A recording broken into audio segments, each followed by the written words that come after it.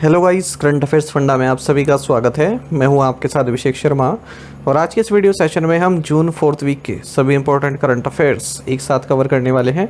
हमेशा की तरह आप इस वीडियो को अंत तक जरूर देखिएगा, आज भी आपको काफ़ी कुछ जानने के लिए मिलेगा।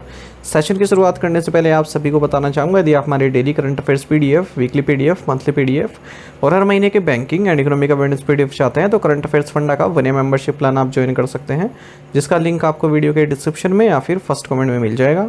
आपको बता दें, इस 1 ईयर मेंबरशिप प्लान के तहत जितना भी हमारा पीडीएफ कंटेंट है हम आपको 1 साल तक के लिए प्रोवाइड कराते हैं, जिसे आप डाउनलोड कर सकते हैं, प्रिंट आउट भी निकलवा सकते हैं। इसके लिए चाहे तो आप करंट अफेयर्स फंडा ऐप को यूज़ कर सकते हैं या फिर अपने लैपटॉप या सिस्टम की मदद से वेब लॉगिन भी कर सकते हैं। कोई भी आपका एग्जाम हो, बैंकिंग, एसएससी, रेलवे या स्टेट पीसीएस, जहाँ पर भी जनरल अवेयरनेस या करंट अफेयर्स पूछे जाते हैं, सभी एग्जाम्स के लिए हमारा पीडीएफ कंटेंट काफ़ी यूज़फुल है। और दूसरी बात यह है कि हमारा जो ये कोर्स है इसमें आरबीआई सर्कुलर्स भी आपको अब कराए जा रहे हैं और डिजिटल अवेयरनेस भी इस कोर्स का हिस्सा बन चुका है, क्योंकि आईबीपीएस पीओ का अगर आप नोटिफिकेशन देखें इस साल का तो उसमें नया कुछ ऐड किया गया है जनरल अवेयरनेस के सेक्शन में, और वो है आरबीआई सर्कुलर्स डिजिटल अवेयरनेस। बाकी financial awareness, general and economic awareness, banking awareness से तो पूछी जाती थी, लेकिन डिजिटल अवेयरनेस और आरबीआई सर्कुलर्स ऐड किए गए हैं। तो आरबीआई सर्कुलर्स को काफ़ी सिंप्लीफाई करके हम इसमें कोर्स में आपको दे रहे हैं और एमसीक्यूज़ भी उसके हिसाब से बनाकर आपको प्रेजेंट कर रहे हैं, ताकि आपको पढ़ने में आसानी और आपकी एमसीक्यूज़ की भी प्रैक्टिस हो सके। तो एक कोर्स आपको करंट अफेयर्स फंडा ऐप पर मिल जाएगा, लिंक वीडियो के डिस्क्रिप्शन में दिया गया है और फर्स्ट कमेंट में भी पिन कर दिया गया है। लिंक पर क्लिक कीजिए, ऐप को इंस्टॉल कीजिए, लॉगिन करने के बाद इस कोर्स को आप एक्सेस कर पाएंगे। फिर भी कोई डाउट अगर आपका रहता है तो हमारा कस्टमर केयर नंबर है 8448169188, इस पर आप कॉल कर सकते हैं या फिर व्हाट्सअप करके भी जानकारी प्राप्त कर सकते हैं। तो बिना किसी देरी के शुरुआत करेंगे इस वीडियो सेशन की। Where is the 8th edition of exercise शक्ति being held? अभ्यास शक्ति का 8वां संस्करण कहाँ आयोजित किया जा रहा है? ऑप्शंस आपके सामने है। सही आंसर ऑप्शन डी है, कैंप लेर्जेक, ला कैवेलरी, फ्रांस। तो इंडियन आर्मी कंटिजेंट जो भारतीय सेना का दल है वो 8th एडिशन जो Indian French joint military exercise शक्ति है, इसमें पार्टिसिपेट करने के लिए रवाना हो चुका है। ये बाइनियल एक्सरसाइज है, यानी कि 2 साल में एक बार होती है। बाई एनुअल मतलब साल में 2 बार और बाइनियल मतलब 2 साल में एक बार। कहाँ पर कंडक्ट हो रही है इस बार? कैंप लेर्जेक, ला कैवेलरी, फ्रांस। इसलिए मैंने ऑप्शंस इस तरह के बनाए हैं, चारों ही फ्रांस के, ताकि अगर ऑप्शंस थोड़ा टफ कर दिए जाएँ, इस तरह के बना दिए जाएँ, क्वेश्चन को टफ करना हो तो आपको याद रहे। इंडियन कंटिजेंट में जो भारतीय दल है उसमें 90 पर्सनल हैं और जम्मू एंड कश्मीर राइफल्स की बटालियन से खासकर हैं इसमें शामिल। Which Indian team won the fight world rapid team championship 2025 in London? किस भारतीय टीम ने लंदन में आयोजित फाइट विश्व रैपिड टीम चैंपियनशिप 2025 जीती? राइट आंसर ऑप्शन भी है टीम MGT1। तो टीम MGT1 जिसमें Indian grandmasters Arjun Erigaisi भी हैं, एन श्रीनाथ भी रहे, इन्होंने FIDE world rapid team championship 2025 जीत ली है लंदन में। तो Pune based chess management firm है टीम MGT1। ये फर्स्ट इंडियन टीम बनी है जिसने इस टूर्नामेंट को जीता है। एरिगाइसी और श्रीनाथ के अलावा इसमें हरिकृष्णा, पेंटाला, प्रणवी, लियोन लुक, मैंडोंगा, अर्थरवा तायडे, ये सब भी शामिल रहे। Which organization has TRAI partnered for the digital consent management project? Digital सहमति प्रबंधन परियोजना के लिए ट्राई ने किस संगठन के साथ सहायता की है? राइट आंसर ऑप्शन है आरबीआई। ये विद विच ऑर्गेनाइजेशन है यहाँ पर, है ना, with which organisation has TRAI partnered for the digital consent management project. तो देखिए, हम सभी जानते हैं कि कई तरह के स्पैम कंप्लेंट्स आ रही हैं आजकल जो एजेंसीज़ हैं, क्योंकि कस्टमर जिनके साथ अपने नंबर शेयर करते हैं जो गुड्स एंड सर्विसेज परचेज करने के लिए, वही लोग स्पैम कॉल्स भी करते हैं। तो इसीलिए telecom regulatory authority of India ने कि ट्राई ने पायलट प्रोजेक्ट लॉन्च किया है डिजिटल कंसेंट मैनेजमेंट के लिए, और रिजर्व बैंक ऑफ इंडिया के साथ मिलकर और भी बैंक्स इसमें शामिल हैं। तो इसका मकसद ये है कि एक वेरीफिएबल कंसेंट मैकेनिज्म बनाया जाए डिजिटल कंसेंट रजिस्ट्रेशन फंक्शन के जरिए, ताकि आपके पास अगर कॉल आए उससे पहले आपने उन्हें सहमति दी होगी, हाँ आप हमें इस तरह के स्पैम कॉल्स के लिए कॉल कर सकते हैं। Which Indian institute has been recognised as a category A rinderpest holding facility? किस भारतीय संस्थान को श्रेणी ए रिंडरपेस्ट होल्डिंग सुविधा के रूप में मान्यता दी गई। राइट आंसर ऑप्शन डी है ICAR, national institute of high security animal diseases. तो भारत में स्थित ICAR, national institute of high security animal disease Bhopal, इसे कैटेगरी है रेंडर पेस्ट होल्डिंग फैसिलिटी की मान्यता दी गई है World Organisation for Animal Health और फूड एंड एग्रीकल्चर ऑर्गेनाइजेशन के द्वारा। तो हाल ही में 92nd जनरल सेशन हुआ है इस World Organisation for Animal Health का पेरिस में, वहाँ पर भारत को मान्यता दी गई है इस भोपाल स्थित इंस्टीट्यूट को। रेंडर पेस्ट को हम कैटल प्लेग भी बोलते हैं और ये काफ़ी डिस्ट्रक्टिव लाइफ स्टॉक डिजीज़ थी और ग्लोबली इसको इरेडिकेट कर दिया गया था 2011 में, लेकिन अभी भी जो ये वायरस है कुछ लेबोरेटरीज़ में है। What is the name of the two-day interaction between current and former chiefs of the Indian Army staff? भारतीय सेना के वर्तमान और पूर्व प्रमुखों के बीच 2 दिवसीय बातचीत का नाम क्या है? राइट आंसर ऑप्शन है चीफ्स चिंतन। चीफ्स चिंतन ये 2 दिन का एक इंटरेक्शन रहा है chief of the army staff general Upendra Dwivedi और former chiefs of the army staff के बीच में नई दिल्ली में। तो जो जनरल उपेंद्र द्विवेदी हैं, इन्होंने जैसे हाल ही में ऑपरेशन सिंदूर उससे संबंधित जानकारी शेयर की और जो farmer chiefs of army staff, इनके एक्सपीरियंस से काफ़ी चीज़ें सीखने के लिए मिली है भारतीय सेना को। Where is India's largest automobile Gati Shakti multi modal cargo terminal inaugurated? भारत का सबसे बड़ा automobile Gati Shakti multi modal cargo terminal कहाँ उद्घाटन किया गया? राइट आंसर ऑप्शन है मानेसर, हरियाणा। तो union minister for railways information broadcasting and electronics and information technology Ashwini Vaishnav, इन्होंने इंडिया का largest automobile Gati Shakti multi modal cargo terminal inaugurate किया है Maruti Suzuki India limited, Manesar, Haryana में। और इसकी जो कैपेसिटी है one of the highest India में 4.5 लाख ऑटोमोबाइल्स पर एनम की। Which agency has launch the Pratibha Setu scheme? किस एजेंसी ने प्रतिभा सेतु योजना शुरू की है? राइट आंसर ऑप्शन डी है यूनियन पब्लिक सर्विस कमीशन। तो यूनियन पब्लिक सर्विस कमीशन ने प्रतिभा सेतु, जिसे पहले पब्लिक डिस्क्लोजर स्कीम कहा जाता था, 2018 में इसे लॉन्च किया है ताकि जो हाई परफॉर्मिंग कैंडिडेट्स हैं जिन्होंने UPSC एग्जाम के मीन्स तक क्लियर कर लिया, इंटरव्यू भी दिया लेकिन फाइनल मेरिट लिस्ट में अपनी जगह नहीं बना पाए, उनको रोजगार के अवसर प्रोवाइड कराना, चाहे वो गवर्नमेंट बॉडीज़ हों या प्राइवेट एम्प्लॉयर्स हों। तो सेंट्रल गवर्नमेंट और प्राइवेट सेक्टर दोनों से ही जो एम्प्लॉयर्स हैं वो रजिस्टर कर सकते हैं पोर्टल पर और उससे जो कैंडिडेट्स हैं उनका डेटा उनको मिल जाएगा और वो उनसे जो भी इंटरव्यू लेना चाहें, जिस भी प्रकार से संपर्क करना चाहें, कर सकते हैं। Where was the 24 million year old fossilised leaves discovered in India? भारत में 24 मिलियन वर्ष पुरानी जीवाश्म पत्ते कहाँ खोजे गए? राइट आंसर ऑप्शन डी है माकूम कोलफील्ड, आसाम।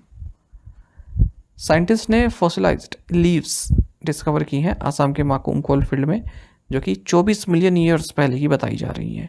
वेस्टर्न घाट से इनका कनेक्शन भी है। तो Birbal Science Institute of Palaeo Sciences जो लखनऊ में है, इन्होंने इन फॉसिल लीव्स को स्टडी किया है और कहा है कि ये नोथोपेसिया जीनस से रिलेटेड है। जो हमारे मॉडर्न प्लांट्स हैं इस जीनस के, उनसे रिलेटेड हैं। Researchers stated that north east India once provided perfect home for nothopesia, but over the course of millions of years the landscape was altered owing to monumental forces such as the rise of Himalayas। तो जो हमारा north east India है ये perfect home है नोथोफेसिया के लिए, लेकिन आप सभी जानते हैं कि जो हमारी पृथ्वी है उसमें कई तरह के चेंजेस आए हैं, हिमालय राइज हुआ है। Which company is acquiring a major stake in Ecom Express Limited? कौन सी कंपनी ई-कॉम एक्सप्रेस लिमिटेड में प्रमुख हिस्सेदारी हासिल कर रही है? राइट आंसर ऑप्शन डी है Delhivery Limited. Competition Commission of India ने जो ई-कॉम एक्सप्रेस लिमिटेड है इसमें कम से कम 99.44% equity and preference share holding हासिल करने की मंजूरी दे दी है डिलीवरी लिमिटेड को।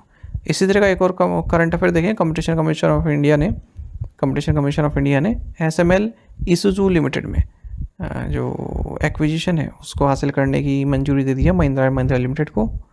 PIB करंट अफेयर है, इतना ही लिखा था इनमें। Scientists at which IT together with the DRDO demonstrated quantum communication over a distance of more than 1 kilometer in free space? किस IIT के वैज्ञानिकों ने DRDO के साथ मिलकर मुक्त अंतरिक्ष में 1 किलोमीटर से अधिक की दूरी पर क्वांटम संचार का प्रदर्शन किया? राइट आंसर ऑप्शन है IIT दिल्ली। तो IIT दिल्ली साइंटिस्ट और Defence Research and Development Organisation यानी कि DRDO, इन दोनों ने ही मिलकर क्वांटम कम्युनिकेशन को इस्टेब्लिश किया है 1 किलोमीटर से अधिक की डिस्टेंस में, वो भी फ्री स्पेस में IIT दिल्ली के कैंपस में। क्वांटम साइबर सिक्योरिटी के लिए काफ़ी बड़ा एक ब्रेक थ्रू है और एक DRDO का प्रोजेक्ट है design and development of photonic technologies for free space quantum की डिस्ट्रीब्यूशन, इसी का ये हिस्सा रहा है जो इन्होंने ये डिमॉन्स्ट्रेशन किया है। और इससे पहले भी इस तरह का डिमॉन्स्ट्रेशन इसरो द्वारा किया गया था, लेकिन वो केवल 300 मीटर तक का था, और अब जो किया गया 1 किलोमीटर से ज़्यादा का है। जब दो या दो से अधिक प्रोटॉन्स इस तरह से क्रिएट किए जाते हैं कि एक उनके राइट वे में हो, तो अगर आप केवल एक फ़ोटोन की मेजरमेंट कर लें तो दूसरे फ़ोटोन की भी आपको मेजरमेंट पता चल जाती है। इसे क्वांटम इंटेंगलमेंट बोलते हैं। क्वांटम कम्युनिकेशन भी इसी तरह का एक टर्म होता है, यानी कि जहाँ पर क्वांटम फिजिक्स के कंसेप्ट को आप यूज़ करते हैं। Quantum communication can be use to create communication channel that are protected against computational attacks. तो जो क्वांटम कम्युनिकेशन होता है वो जो आप जैसे सिक्योरिटी थ्रेट होते हैं, जैसे साइबर थ्रेट्स होते हैं, है ना, तो इनसे सिक्योर रहता है। तो डिफेंस वगैरह में काफ़ी यूज़फुल रहता है quantum communication. To the point questions, उनके आंसर देखें। How many nations play test cricket? 12। The city of Bandar Abbas is in which country? Iran. Claudia Sheinbaum is the president of which country? Mexico. Which scientist proposed the theory of natural selection? Charles Darwin. Hydraulic system is based on the simple principle of which law in physics? Pascal's law. To the point questions देखेंगे, इनके answer आपको अभी करने हैं comment box में। Where is Narcondam island? Where is desert national park? Where is Neora valley national park? Who broke Chris Gayle's world record for most sixes in T20s? Where are Natanz nuclear facility and Fordow fuel enrichment plant, जिसे Saeed Ali Mohammadi nuclear facility भी बोलते हैं। इन पांचों questions के answer आपको comment box में बताने हैं। यदि एक क्वेश्चन का आंसर भी आता है वो भी आप अवश्य बताइएगा। साथ ही में टेलीग्राम पर जरूर ज्वाइन करें। करंट अफेयर्स फंडा नाम से हमारा टेलीग्राम चैनल है। Thank you guys. Who won the men's javelin throw at the Paris Diamond League in 2025? 2025 Paris Diamond League में पुरुषों की भाला फेंक प्रतियोगिता किसने जीती है? ऑप्शंस आपके सामने है। सही आंसर ऑप्शन बी है, नीरज चोपड़ा। तो Olympic medal winning Indian javelin throw superstar Neeraj Chopra, इन्होंने पिछले 2 सालों में अपना पहला डायमंड लीग टाइटल जीता है। और इनके जो जर्मन राइवल हैं जूलियन वेबर, जिनसे पिछले 2 टूर्नामेंट हारे थे या फिर दूसरे नंबर पर रहे थे, उन्हें इन्होंने पीछे छोड़ा है। और पेरिस में हुआ, ये याद रखिएगा कहाँ पर हुआ है डायमंड लीग टाइटल? पेरिस में। चोपड़ा ने अपने पहली जो इनका थ्रो था वही इनका बेस्ट थ्रो रहा, उसी के हिसाब से जीते हैं 88.16 मीटर का। वेबर सेकंड नंबर पर रहे 87.88 मीटर के थ्रो के साथ। वहीं ब्राज़ील के लुइस मॉरिसियो डा सिल्वा ये तीसरे नंबर पर रहे 86.62 मीटर थ्रो के साथ। चोपड़ा ने, आप जानते हैं, 90 मीटर का मार्क ब्रीच किया था दोहा में, ठीक है। 16 मई की बात है जब इन्होंने 90.23 मीटर का थ्रो फेंका था और सेकंड प्लेस पर इन्होंने फिनिश किया था। वेबर ने वो टाइटल जीता था दोहा में 91.06 मीटर के साथ। उसके बाद दोबारा फिर वेबर ने चोपड़ा को हराया जानुस कोसोसिन की मेमोरियल मीट में पोलैंड में 23 मई को। और फाइनली अब की बार नीरज ने इन्हें पीछे छोड़ा। Which city top the global liveability index 2025? Global liveability index 2025 में कौन सा शहर शीर्ष पर रहा है? राइट आंसर ऑप्शन ए है, और माफ़ कीजिएगा, राइट आंसर ऑप्शन डी है, कोपेनहेगन। ठीक है, गलती से ए लिखा गया है, राइट आंसर ऑप्शन डी है, कोपेनहेगन। अब तक वियना नंबर 1 पर रहता था तो वही माइंड में रहा मुझे। ऑप्शन डी राइट है, कोपेनहेगन। राइट साइड में आप टॉप 10 देख सकते हैं, भारत नहीं है इसमें कहीं।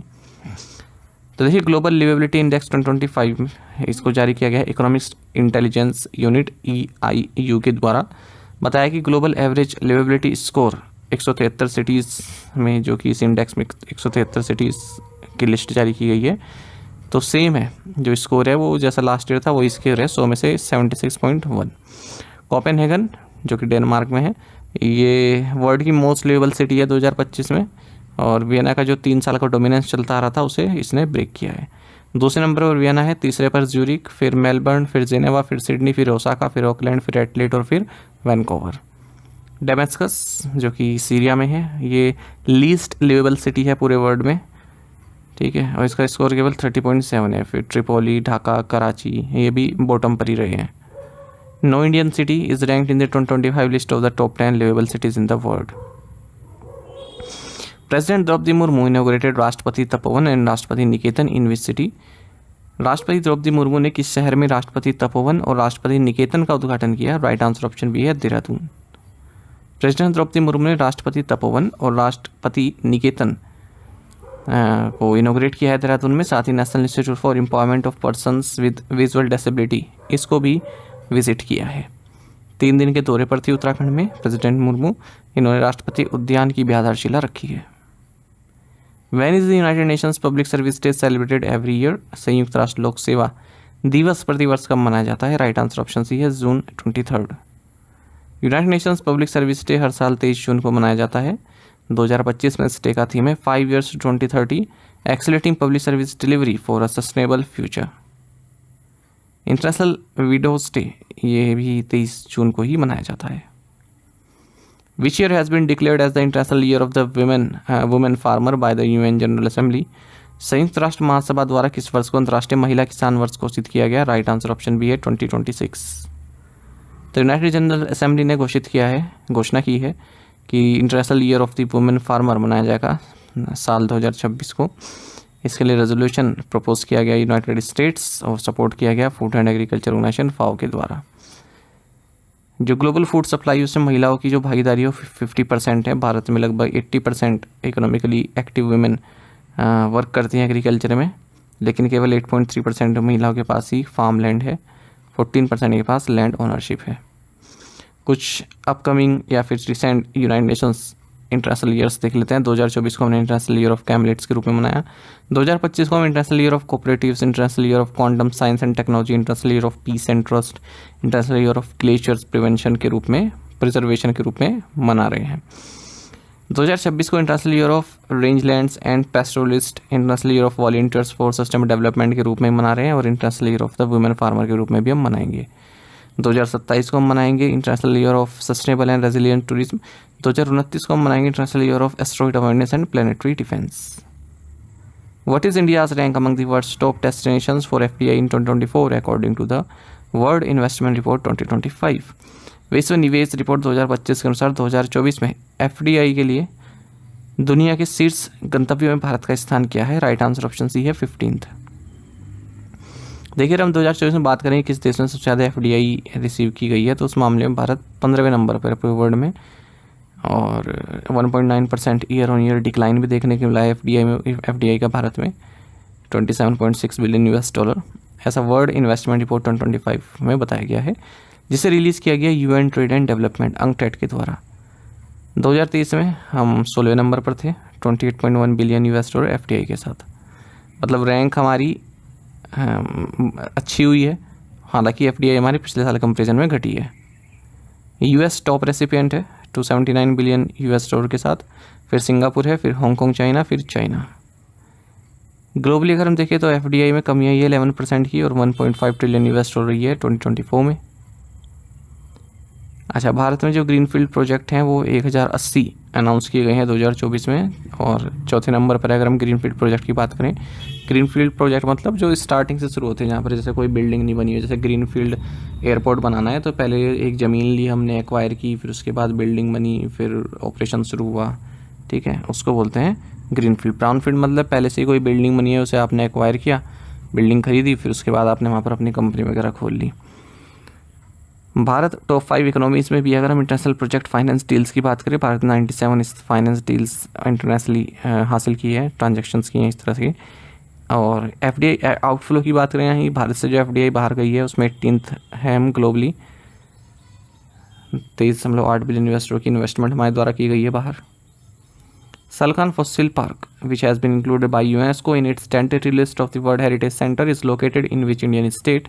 सलखान जीवाश्म पार्क, जिसे यूनेस्को ने विश्व धरोहर केंद्र की अपनी अस्थायी सूची में शामिल किया है, किस भारतीय राज्य में स्थित है? राइट आंसर ऑप्शन सी है उत्तर प्रदेश। यूनेस्को ने सलखान फॉसिल पार्क, जो कि सोनभद्र डिस्ट्रिक्ट ऑफ उत्तर प्रदेश में से tentative list of world heritage centre में ऐड किया है। कैमूर वाइल्ड लाइफ सेंचुरी के पास ये लोकेटेड है, 25 हेक्टेयर्स में है और विंध्या माउंटेन रेंज है इसके आसपास। और फॉसिल्स यहाँ पर आप देख सकते हैं, ये देख लीजिए इसमें इमेज में ये फॉसिल्स हैं और ये 1.4 बिलियन ईयर्स पहले के हैं, ठीक है। One of the oldest and most well preserved fossil sites है पूरे वर्ल्ड में। How many foreign universities sign the letter of interest with the Maharashtra government for campuses in Navi Mumbai? कितने विदेशी विश्वविद्यालय नवी मुंबई में परिसरों के लिए महाराष्ट्र सरकार के साथ रुचि पत्र पर हस्ताक्षर किए? राइट आंसर ऑप्शन बी है 5। तो महाराष्ट्र गवर्नमेंट ने लेटर ऑफ इंटरेस्ट साइन किया है 5 फॉरेन यूनिवर्सिटीज के साथ, जिसके जरिए नई मुंबई में इनके कैंपसेस बनाए जाएंगे। तो University of York, University of Western Australia, University of Aberdeen, Illinois Institute of Technology, IED, Istituto Europeo di Design, इन सब ने ही MOU साइन किया है और अपने कैंपस ही नई मुंबई में बनाएंगे। यूनिवर्सिटी ऑफ एबरदीन ये first of the UK's oldest universities and first Scottish university है, जिसे परमिशन दी गई है भारत में कैंपस बनाने के लिए, स्कॉटलैंड की है।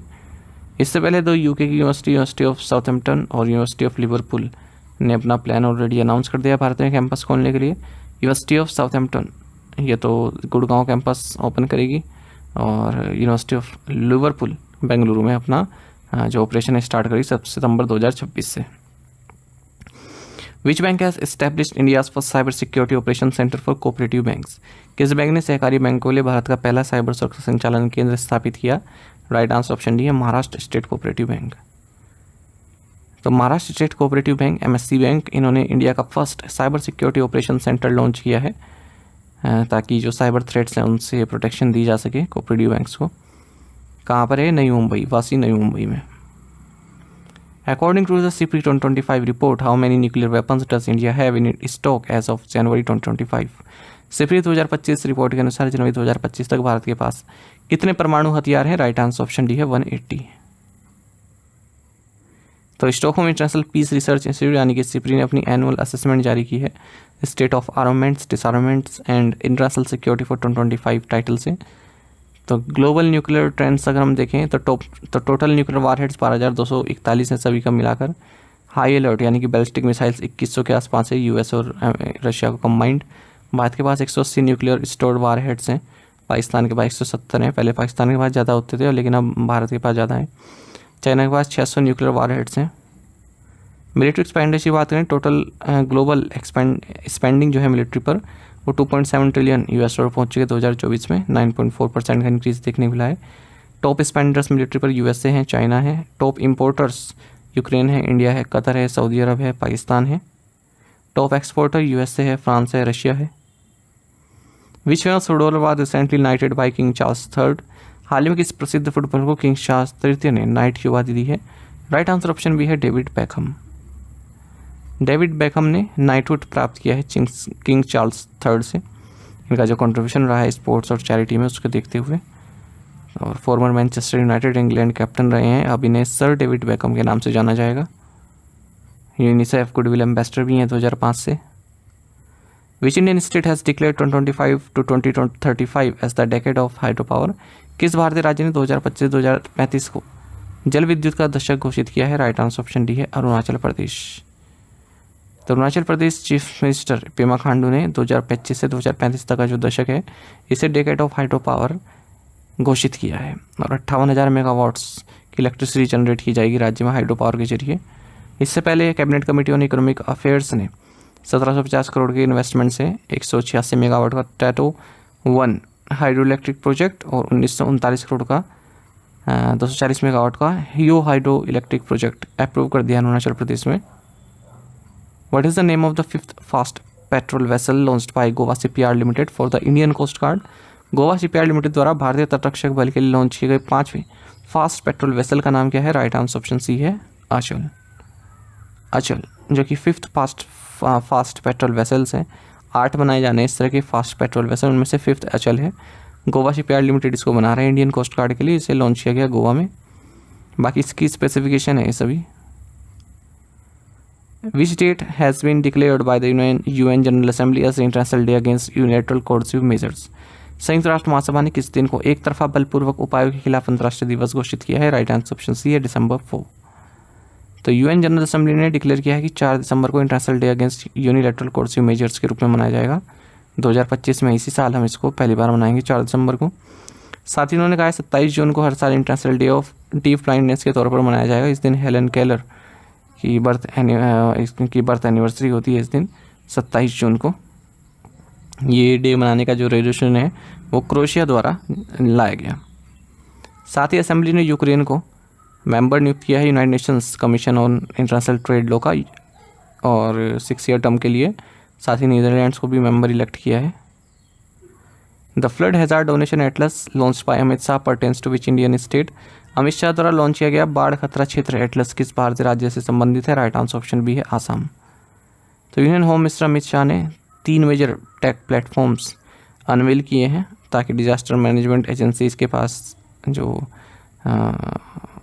रिस्पॉन्स करने का टाइम है वो जो है कम हो, मतलब काफ़ी प्रिसाइज है, स्पीड उनकी बढ़ जाए रिस्पॉन्स अगर कोई डिजास्टर इवेंट होता है। तो इनके नाम integrated control room for emergency response, दूसरा है national database for emergency management light 2.0, तीसरा है flood hazard zonation Atlas Assam. Atlas of Assam will guide flood control authorities to realize the goal of flood mitigation by providing them with real-time data related to floods, their impact, and water levels in rivers. Bengaluru-based space technology company Pixel is building the world's highest resolution satellite constellation for which type of imaging? Bengaluru स्थित अंतरिक्ष प्रौद्योगिकी company pixel किस प्रकार की imaging के लिए दुनिया का सबसे उच्च रेजोल्यूशन उपग्रह बना रही है? राइट आंसर ऑप्शन डी है हाइपर स्पेक्ट्रल।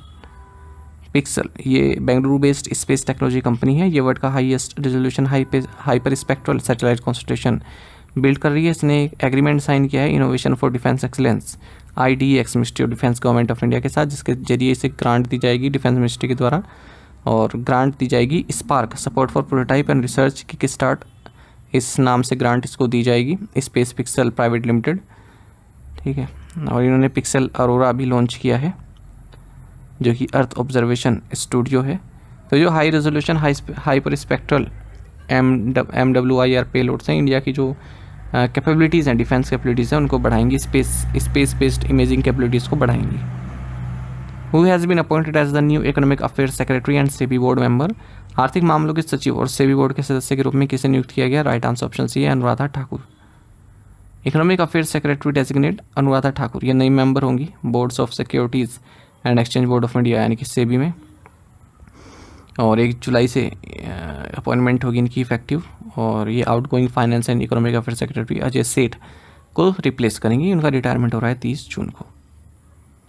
सेबी बोर्ड में चेयरमैन होते हैं 4 फुल टाइम मेंबर होते हैं, 3 पार्ट टाइम मेंबर होते हैं, और जो 3 पार्ट टाइम मेंबर्स होते हैं वो एक्स ऑफिशियो होते हैं यानी कि RBI के deputy governor, economic affair secretary and corporate affair secretary.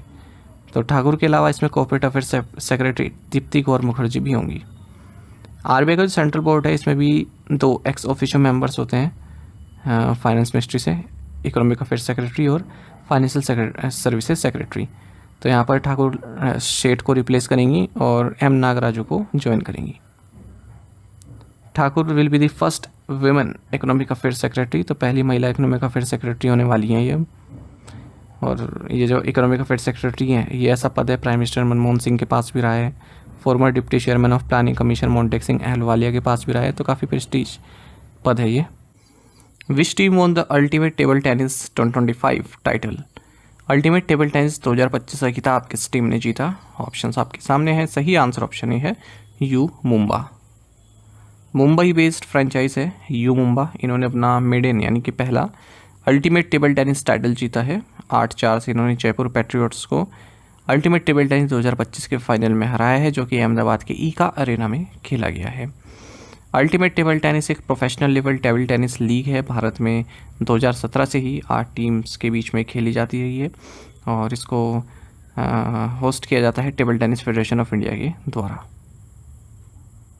Which airline was name the world's best airline 2025 by Skytrax? Skytrax द्वारा किस एयरलाइन को विश्व की सर्वश्रेष्ठ एयरलाइन 2025 का नाम दिया गया है? ऑप्शंस आपके सामने हैं, सही आंसर ऑप्शन बी है कतर एयरवेज। तो टॉप 10 एयरलाइंस आप देख सकते हैं राइट साइड में। कतर एयरवेज फिर से वर्ल्ड की बेस्ट एयरलाइन रही 2025 में, ऐसा स्काईट्रैक्स ने कहा है। ये टाइटल इसने 9वीं बार जीता है। तो दोहा बेस्ड एयरलाइन है कतर एयरवेज, और अलग अलग कैटेगरीज में भी ये टॉपर रही है, जैसे best airline in the Middle East, world's best business class, world's best in flight entertainment. Singapore Airlines जो 5 बार वर्ल्ड की नंबर 1 रह चुकी है, ये इस बार दूसरे नंबर पर है।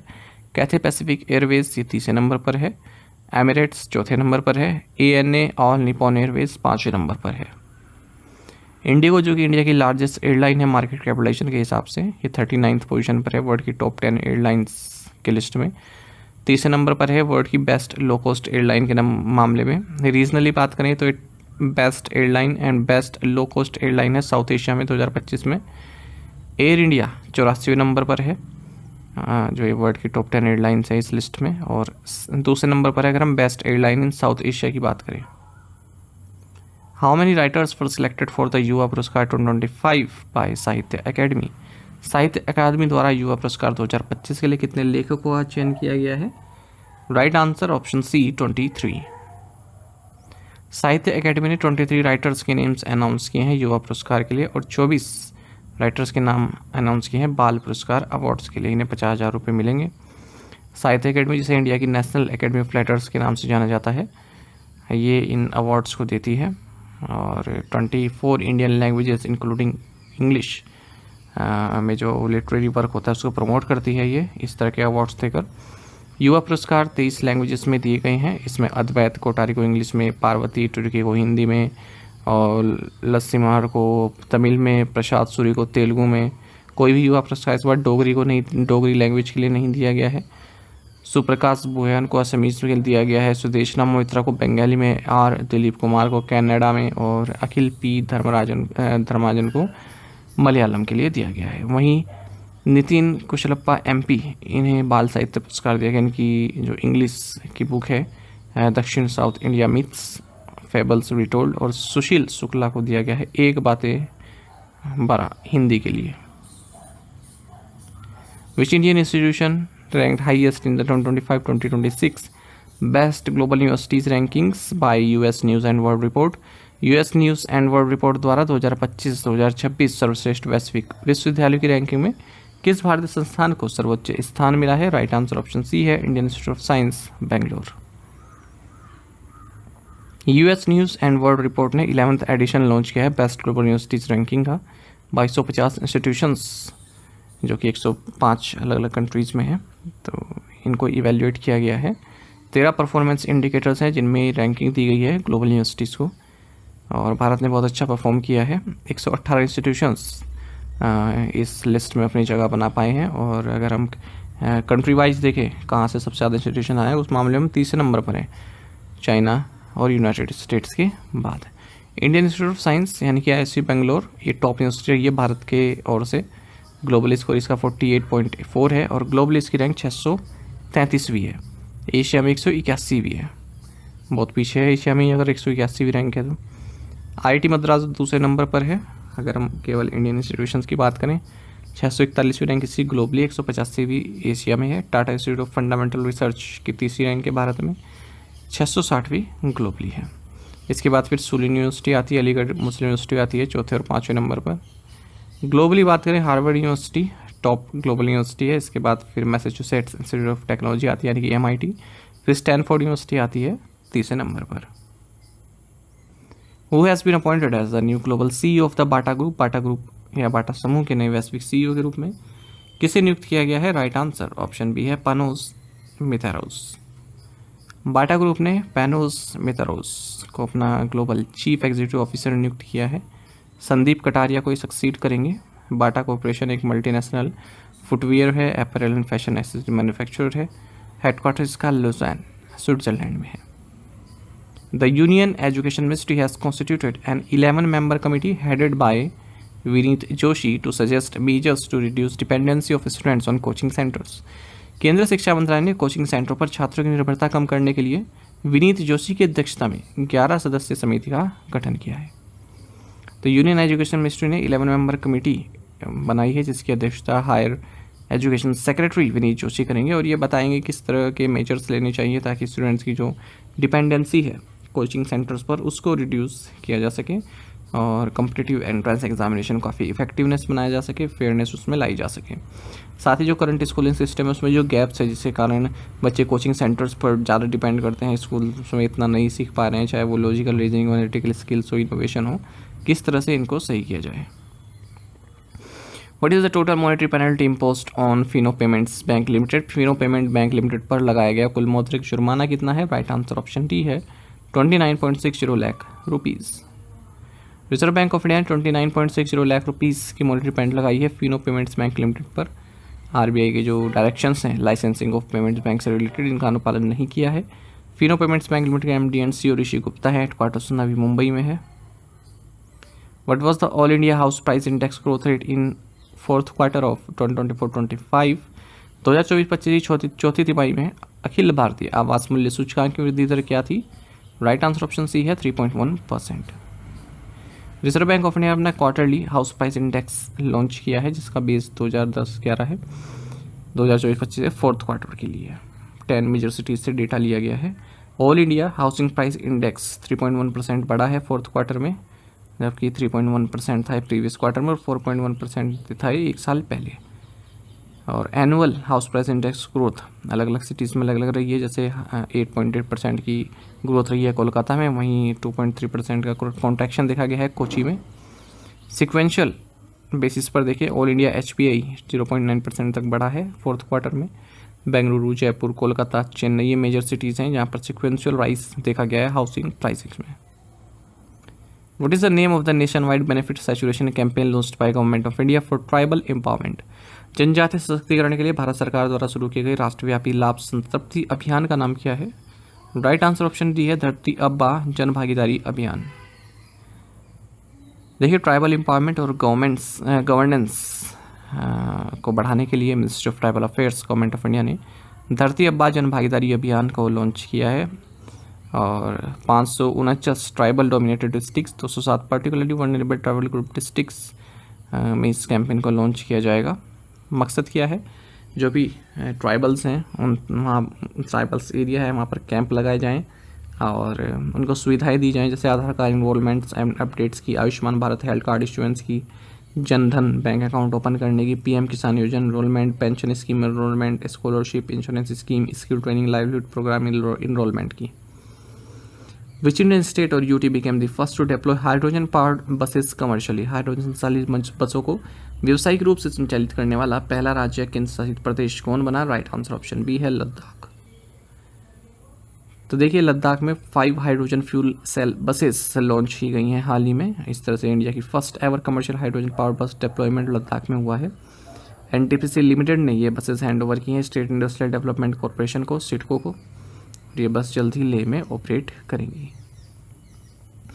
इससे पहले लास्ट ईयर नवंबर में जो NTPC ने वर्ल्ड की फर्स्ट हाइड्रोजन फ्यूलिंग स्टेशन को भी लॉन्च किया था यहाँ पर 11,562 फीट अबव सी लेवल पर। ये क्वेश्चन हाल ही में एक एग्जाम में पूछा गया था। What is the name of the ICMR's first high performance computing facility launched in Pune? Pune में शुरू की गई ICMR की पहली उच्च प्रदर्शन कंप्यूटिंग सुविधा का नाम क्या है? राइट आंसर ऑप्शन डी है नक्षत्र। Indian council of medical research यानी कि ICMR ने first high performance computing facility introduce किया जिसका नाम नक्षत्र है। कहाँ पर? National institute of virology facility Pune में। तो इस इनिशिएटिव का एम है किस तरह से genomic and bio informatic data को प्रोसेस किया जाए। इस सेंटर पर इसको प्रोसेस किया जाएगा क्योंकि इसकी ज़रूरत समझी गई कोविड-19 पैंडेमिक आया जब, उसके बाद। इसका प्रधानमंत्री Ayushman Bharat health infrastructure mission के तहत बनाया गया है और एक नया प्रोजेक्ट है high performance computing next generation sequencing hub, उसी का ही हिस्सा है। Which insurance company has launch the state wise health insurance policy in India? किस बीमा कंपनी ने भारत में राज्यवार स्वास्थ्य बीमा पॉलिसी शुरू की है? राइट आंसर ऑप्शन डी है Bajaj Allianz general insurance. Bajaj Allianz general insurance ने state wise health insurance policies launch की हैं, यानी कि जो स्पेसिफिक मेडिकल नीड्स हैं राज्य के हिसाब से, ठीक है, तो उस तरह से पॉलिसी इनकी बनाई जाएंगी। हर राज्य की अलग अलग पॉलिसी, ऐसा नहीं है कि पूरे देश के लिए या फिर one size fits all approach नहीं, बल्कि हर एक पॉलिसी लोकल फैक्टर्स को ध्यान में रखते हुए बनाई गई है। इंडिविजुअल और फ्लोटर ऑप्शंस हैं इसमें, 5 लाख से 20 लाख रुपए तक का इंश्योर किया जा सकता है। Which Indian IT company has partnered with the Council of Europe Development Bank to modernise its operation? किस भारतीय IT कंपनी ने Council of Europe Development Bank के परिचालन को आधुनिक बनाने के लिए इसके साथ साझेदारी की है? राइट आंसर ऑप्शन डी है Tata consultancy services. Tata consultancy services ने पार्टनरशिप की है council of Europe Development Bank के साथ, ताकि जो ये बैंक है इसका जो ऑपरेशन है उसको मॉडर्नाइज किया जा सके, इफेक्टिव बनाया जा सके। तो इस कोलैबोरेशन है TCS, अपना जो TCS BANCS है सिस्टम है, इसको जो है यहाँ पर अप्लाई करेगा इसमें, इस बैंक में। एक तरह का सॉफ्टवेयर कह सकते हैं या फिर एक तरह क्लाउड कंप्यूटिंग कह सकते हैं इसको। Which company is acquiring Profectus capital private limited? कौन सी company Profectus capital private limited का अधिग्रहण कर रही है? राइट आंसर ऑप्शन सी है और गो कैपिटल।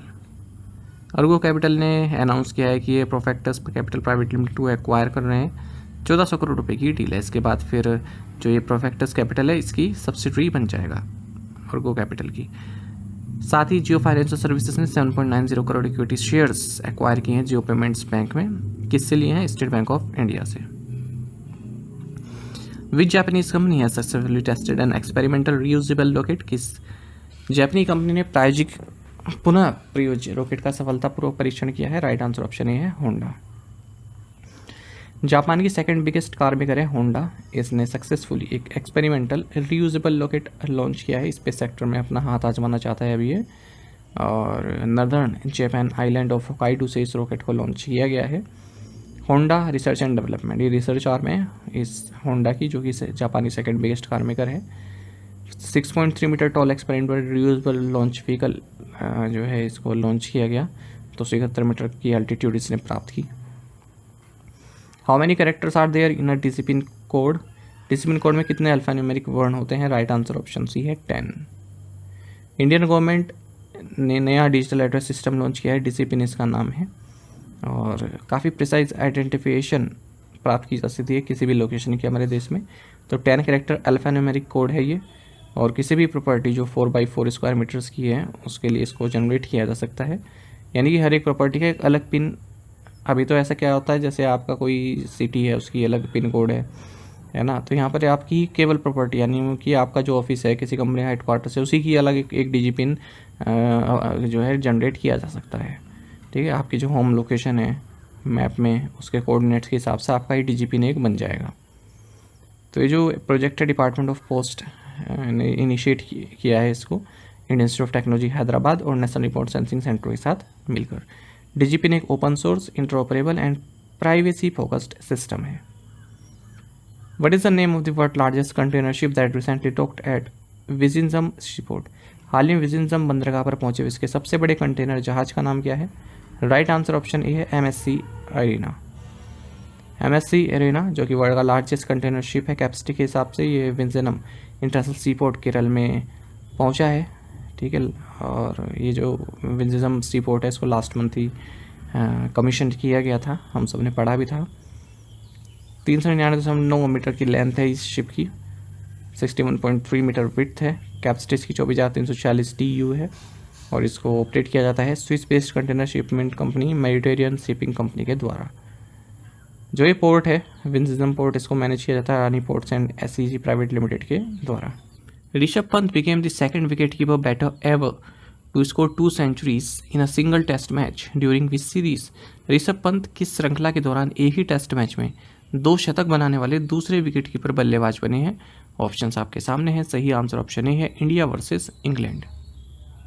आप सभी जानते हैं India versus England test series चल रही है, और पहले टेस्ट मैच के दौरान जो ऋषभ पंत हैं ये overall globally second wicket keeper batsman बने हैं जिन्होंने 200 लगाई हैं एक ही टेस्ट मैच, यानी कि फर्स्ट इनिंग में भी और सेकंड इनिंग में भी। इनसे पहले कारनामा एंडी फ्लावर जो कि जिम्बाब्वे क्रिकेटर रहे हैं, इन्होंने किया था साल 2001 में। इन्होंने भी 200 लगाई थी सिंगल टेस्ट में साउथ अफ्रीका के अगेंस्ट। साथ ही पंत 7th इंडियन क्रिकेटर बने हैं जिन्होंने 200 लगाई हैं किसी एक टेस्ट मैच में। इनसे पहले सुनील गावस्कर, विजय हजारे, राहुल द्रविड़, विराट कोहली, रोहित शर्मा और अजिंक्य रहाणे ऐसा कर चुके हैं। साथ ही जो फर्स्ट इनिंग में इन्होंने बैटिंग की है उसी के साथ ये MS धोनी के रिकॉर्ड को भी तोड़ चुके हैं। सबसे ज़्यादा टॉन्स यानी कि 100s इन्होंने लगाई हैं टेस्ट क्रिकेट में as an Indian wicket keeper. 7th century इनकी हो चुकी थी तब तक, अब 8 हो चुकी हैं। Which state or UT was ranked as the best performer in school education for 2023-24 according to the Performance Grading Index 2.0 report? Performance grading index 2.0 report के अनुसार 2023-24 में स्कूली शिक्षा में किस राज्य या यूनियन टेरिटरी ने सर्वश्रेष्ठ प्रदर्शन किया है? ऑप्शंस आपके सामने हैं। सही आंसर ऑप्शन बी है चंडीगढ़। चंडीगढ़ बेस्ट परफॉर्मर रहा है स्कूल एजुकेशन में अगर हम एकेडमिक ईयर 2023-24 की बात करें, और मेघालय सबसे लोवेस्ट रैंक पर रहा है। तो ऐसा परफॉर्मेंस ग्रेडिंग इंडेक्स 2.0 रिपोर्ट में बताया गया है जिसे यूनियन मिनिस्ट्री ऑफ एजुकेशन द्वारा रिलीज़ किया गया है। तो इसमें 73 इंडिकेटर्स हैं, 6 डोमेन्स हैं, learning outcomes, access, infrastructure and facilities, equity, governance processes and teacher education and training, ये 6 डोमेन्स हैं। ग्रेडिंग स्केल देखते हैं तो 1000 पॉइंट्स में से पॉइंट्स दिए गए हैं अलग अलग राज्यों को, उनको 10 ग्रेड्स में क्लासीफाई किया गया है। सबसे टॉप ग्रेड दक्ष है या फिर उत्कर्ष है, और सबसे लोवेस्ट आकांक्षी 3 है। टॉप रैंक यानी कि चंडीगढ़ को 703 पॉइंट्स मिले हैं, इसे प्रतिष्ठा 1 कैटेगरी में रखा गया है। लोवेस्ट रैंक मेघालय की है, इसे आकांक्षी 3 में रखा गया है, इसके 417 पॉइंट्स हैं। और कोई भी राज्य टॉप 4 बैंड में नहीं आया है, ठीक है, यानी कि कोई भी राज्य दक्ष या उत्कर्ष इस सबसे टॉप रैंक पे नहीं आया है। 14 स्टेट्स और यूनियन टेरिटरीज जिनमें तमिलनाडु, कर्नाटक, वेस्ट बंगाल, उत्तराखंड, उत्तर प्रदेश हैं, ये आकांक्षी 1 कैटेगरी में आए हैं। 521 से 580 के बीच इनका स्कोर है। तो जब आप अपने अगर राज्य का कोई एग्ज़ाम देते हैं तो वहाँ पर अपने राज्य का याद रखिएगा कि वो किस कैटेगरी में आए हैं। बिहार, आसाम, तेलंगाना, झारखंड, त्रिपुरा, मणिपुर, छत्तीसगढ़ और जो नॉर्थ ईस्टर्न स्टेट्स हैं ये आकांक्षी 2 कैटेगरी में रखे गए हैं। 10 स्टेट्स एंड टेरिटरीज प्रतिष्ठा 3 में है, जिनमें Punjab, Delhi, Gujarat, Kerala, Orissa, Goa, Haryana, Maharashtra, Rajasthan, Dadar Nagar Haveli and Daman and Diu आते हैं। ओवरऑल प्रोग्रेस की बात करें तो 14 स्टेट्स एंड टेरिटरीज में इम्प्रूव देखने के लिए मिला है और 12 में डिक्लाइन देखने के लिए मिला है। इंफ्रास्ट्रक्चर गेन्स की बात करें, दिल्ली, जम्मू एंड कश्मीर, तेलंगाना, इन्होंने टॉप प्रोग्रेस दिखाई है इंफ्रास्ट्रक्चर के मामले में। स्कूल्स के जो इंफ्रास्ट्रक्चर है, एक्सेस इंप्रूवमेंट्स बिहार और तेलंगाना हाईएस्ट गेन दिखाया है एनरोलमेंट एंड रिटेंशन में। Which Indian institution achieve the highest rank in the Times Higher Education Impact Rankings 2025? Times Higher Education Impact Ranking 2025 में किस भारतीय संस्थान ने सर्वोच्च रैंक हासिल किया है? राइट आंसर ऑप्शन सी है, अमृता विश्व विद्यापीठम। राइट साइड में आप टॉप 10 देख सकते हैं जो इंडियन यूनिवर्सिटीज़ हैं और उनकी ग्लोबल रैंक भी देख सकते हैं। अमृता विश्व विद्यापीठम और लवली प्रोफेशनल यूनिवर्सिटीज़, ये इकलौते 2 ऐसे इंस्टीट्यूशंस हैं जो टॉप 50 में अपनी जगह बना पाए हैं Times Higher Education Impact Rankings 2025 में, और इनको United Nation Sustainable Development Goals में इनकी प्रोग्रेस के हिसाब से रैंक दी गई है। इस साल 135 इंडियन इंस्टीट्यूशंस ने पार्टिसिपेट किया, लेकिन केवल 4 ही इंस्टीट्यूशंस हैं जो टॉप 100 में अपनी जगह बना पाए हैं। अमृता विश्व विद्यापीठम ये 41वें स्थान पर है, लवली प्रोफेशनल यूनिवर्सिटी 48वें स्थान पर है, JSS academy of higher education और सुलिनी यूनिवर्सिटी ये भी टॉप 100 में आए हैं और 96 इनकी रैंक है दोनों की। वेस्टर्न सिडनी यूनिवर्सिटी ऑस्ट्रेलिया ये टॉप रैंक यूनिवर्सिटी रही है लगातार 4थे साल। हालांकि एशियन यूनिवर्सिटीज़ डोमिनेट कर रही हैं टॉप टीयर में। 22 टॉप 50 में से जो 22 पोजीशन है वो एशियन यूनिवर्सिटीज़ की हैं। साउथ कोरिया की जो क्योंगपुक नेशनल यूनिवर्सिटी है 30 नंबर पर है। यूनिवर्सिटाज एरलांगा इंडोनेशिया ये 9th पोजीशन पर है। Who has recently taken charge as the chairperson of PFRDA? हाल ही में PFRDA के अध्यक्ष के रूप में किसने कार्यभार संभाला है? ऑप्शंस आपके सामने हैं और सही आंसर ऑप्शन डी है, शिवा सुब्रमण्यम रमन। ये क्वेश्चन हम पहले भी पढ़ चुके हैं अप्रैल के महीने में जब इनका नाम आगे आया था, लेकिन अब इन्होंने कार्यभार संभाल लिया इसलिए दोबारा इसको कराया जा रहा है। शिवा सुब्रमण्यम रमन ये चेयरपर्सन बने हैं pension fund regulatory and development authority यानी कि PFRDA के। 5 साल का इनका टेन्योर रहने वाला है या फिर 65 साल अगर इनकी एज हो जाए, जो भी दोनों में से पहले हो। PFRDA की बात करें तो जो भी पेंशन सेक्टर है भारत में उसको रेगुलेट करने की जिम्मेदारी PFRDA की है। Ministry of finance government of India के तहत ये कार्य करता है। इसकी स्थापना 2003 में की गई थी। जो इंडियन गवर्नमेंट OASIS यानी कि old age social income security report है उसके हिसाब से। Who has been elected as the chairman of Sadhan? Sadhan के अध्यक्ष के रूप में किसे चुना गया है? राइट आंसर ऑप्शन बी है, के Paul Thomas. ESEF small finance bank MD and CEO के पॉल थॉमस, इन्हें चेयरमैन नियुक्त किया गया है साधन का, जो कि एक RBI recognise self regulatory organisation है। और इसमें कुछ को चेयर्स भी बनाए गए हैं, जैसे पॉल थॉमस तो चेयरपर्सन हो गए, सतफ सई जो कि MD CEO हैं मुथूट फाइनेंस के, और मुकुल जैसल जो कि MD हैं कैश4 के, इन्हें को चेयर बनाया गया है। विवेकानंद सालिमत जो कि चेयरपर्सन है IDF के, इन्हें ट्रेजरर बनाया गया है। What is the theme for the International Day of the Seafarer in 2025? 2025 में अंतर्राष्ट्रीय नाविक दिवस का विषय क्या है? राइट आंसर ऑप्शन डी है, my harassment free ship.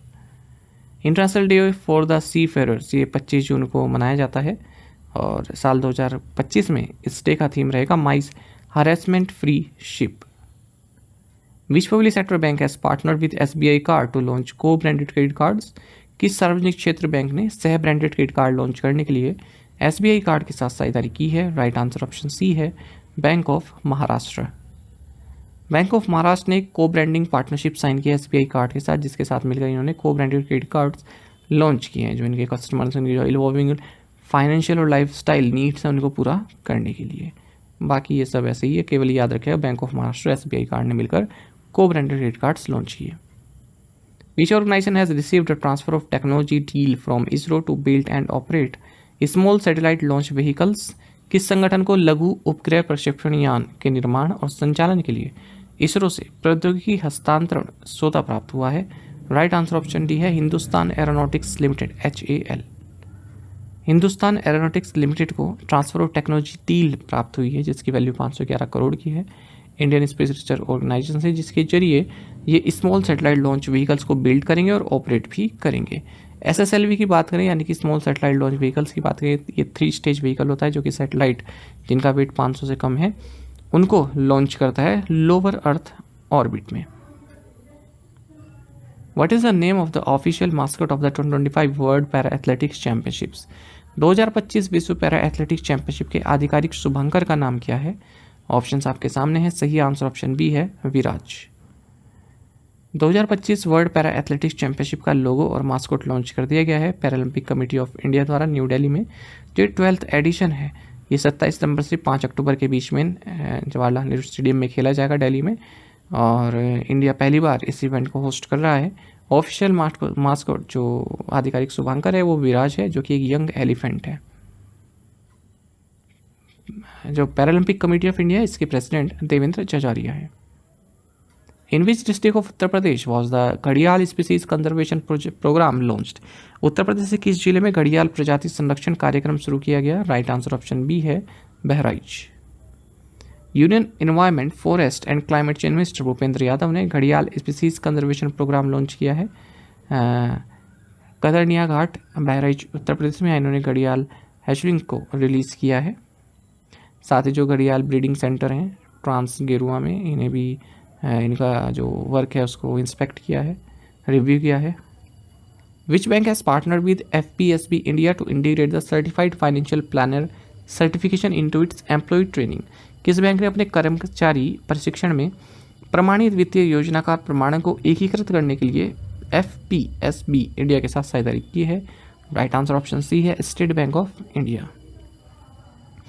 State bank of India ने स्ट्रेटेजिक पार्टनरशिप अनाउंस की है FPSB इंडिया के साथ, जिसके तहत जो SBI है इसका जो एंटायर वर्कफोर्स है 2.36 लाख एम्प्लॉयज़ का, उनके लिए सर्टिफाइड फाइनेंशियल प्लानर सर्टिफिकेशन को इंटीग्रेट किया जाएगा इनके एम्प्लॉय लर्निंग फ्रेमवर्क में। The partnership aims to standardise financial planning delivery across SBI's extensive network by embedding globally recognized certification standards into employee development. Along with RBL Bank, which other Indian bank has partnered with Razorpay X for the launch of Razorpay X corporate cards? RBL bank के साथ किस अन्य भारतीय bank ने Razorpay X corporate card के launch के लिए Razorpay X के साथ साझेदारी की है? राइट आंसर ऑप्शन ए है यस बैंक। Razorpay X जो कि बैंक बिजनेस बैंकिंग प्लेटफॉर्म है Razorpay का, इन्होंने Razorpay X corporate cards launch किया है मास्टर कार्ड, RBL बैंक और येस बैंक के साथ मिलकर। What is the revised standard asset provisioning requirement for under construction project finance loans according to RBI's final norms? RBI के अनुसार निर्माणाधीन परियोजना वित्त ऋण के लिए आवश्यक संशोधित मानक परिसंपत्ति प्रावधान कितना है? राइट आंसर ऑप्शन बी है 1%। देखिए रिजर्व बैंक ऑफ इंडिया ने जो प्रोजेक्ट फाइनेंशियल नॉर्म्स हैं उनको थोड़ा आसान बनाया है, और बैंक्स यानी कि जो लेंडर्स हैं जो बैंक्स हैं उनको ये कहा है कि आप 1% का स्टैंडर्ड एसेट प्रोविजनिंग रखें यदि कोई आप लोन देते हैं under construction project finance loans में। पहले 5% की प्रोविजनिंग रिक्वायरमेंट थी, ठीक है, अब इन्होंने 1% की प्रोविजनिंग कर दिया। प्रोविजनिंग का मतलब क्या होता है, आपने किसी आप जैसे बैंक लोन देते हैं ना तो कुछ पैसा अपने पास रख लेते हैं, ठीक है, उसका कुछ हिस्सा अपने पास रख लेते हैं कि अगर लोन वापस ना आए तो उसकी थोड़ी बहुत क्षतिपूर्ति हो जाए।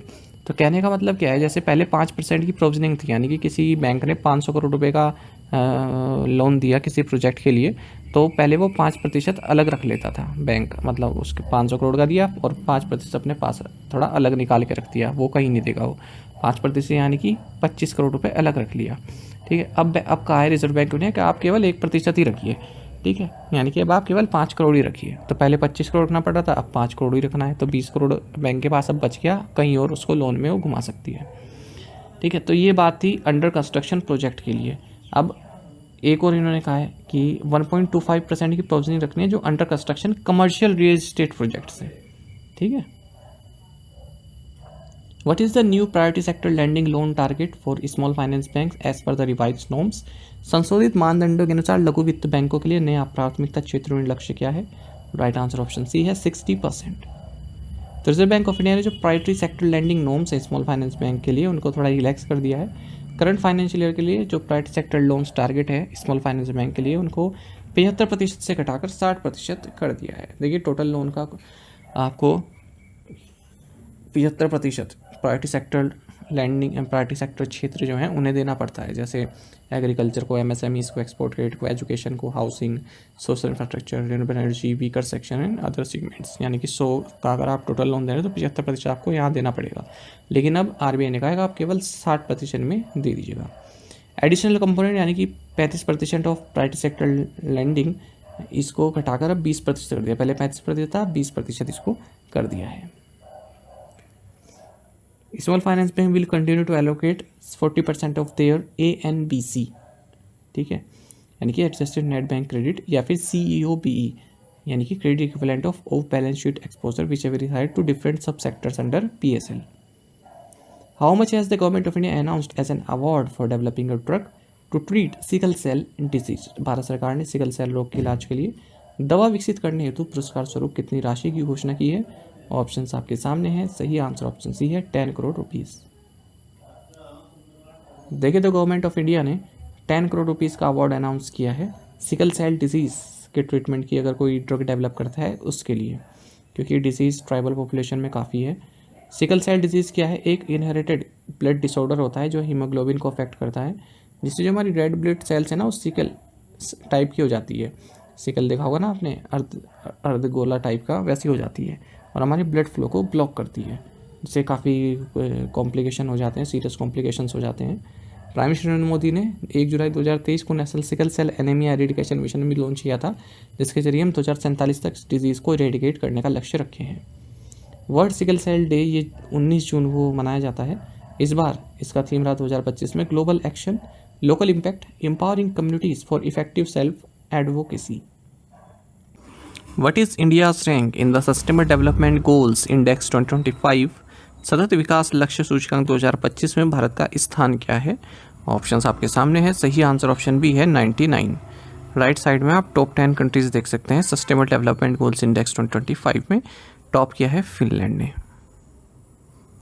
इंडिया पहली बार टॉप 100 कंट्रीज़ में अपनी जगह बना पाया है। यदि हम सस्टेनेबल डेवलपमेंट गोल्स इंडेक्स की बात करें तो 2025 में इंडेक्स जारी किया गया है और 167 नेशंस में भारत की रैंक 99 आई है। इस इंडेक्स को रिलीज़ किया गया UN sustainable development solutions network के द्वारा। तो 0 से 100 तक का स्कोर दिया जाता है कंट्रीज़ को। 100 मतलब उस कंट्री ने सभी सस्टेनेबल डेवलपमेंट गोल्स अचीव कर लिए हैं, और 0 मतलब वो कुछ भी अचीव नहीं कर पाया, ना ही उस और प्रयास उसने किए हैं।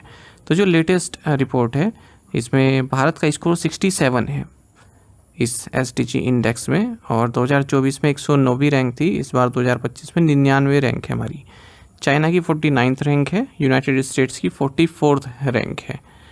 तो 17 सस्टेनेबल डेवलपमेंट गोल्स हैं यूनाइटेड नेशन मेंबर्स द्वारा 2015 में इनको अडॉप्ट किया गया था कि 2030 तक हम इन्हें अचीव करेंगे। भारत से अगर हम नेबर्स की बात करें तो भूटान 74th पर है, नेपाल 85th पर है, बांग्लादेश 114 पर है, पाकिस्तान 140 पर है, मालदीव्स 53 पर है और श्रीलंका 93 पर है। यानी कि अगर हम पड़ोसी देशों की बात करें तो केवल बांग्लादेश और पाकिस्तान से हम आगे हैं, बाकी सब हमसे पाकिस्तान और बांग्लादेश से हम आगे हैं, ठीक है, बाकी सबसे पीछे हैं। रिपोर्ट में भी कहा गया है कि अगर हम देखें भारत की रैंक बढ़ती आई है, अच्छी इम्प्रूव होती आई है। 2023 में 112 थी, 2022 में 121 थी, 2021 में 120 थी। फिनलैंड, स्वीडन एंड डेनमार्क इन्होंने टॉप 3 पोजीशंस हासिल किए सस्टेनेबल डेवलपमेंट गोल्स इंडेक्स 2025 में। और अगर हम देखें टॉप 20 कंट्रीज़ की तो वो उनमें से 19 तो यूरोप से ही है।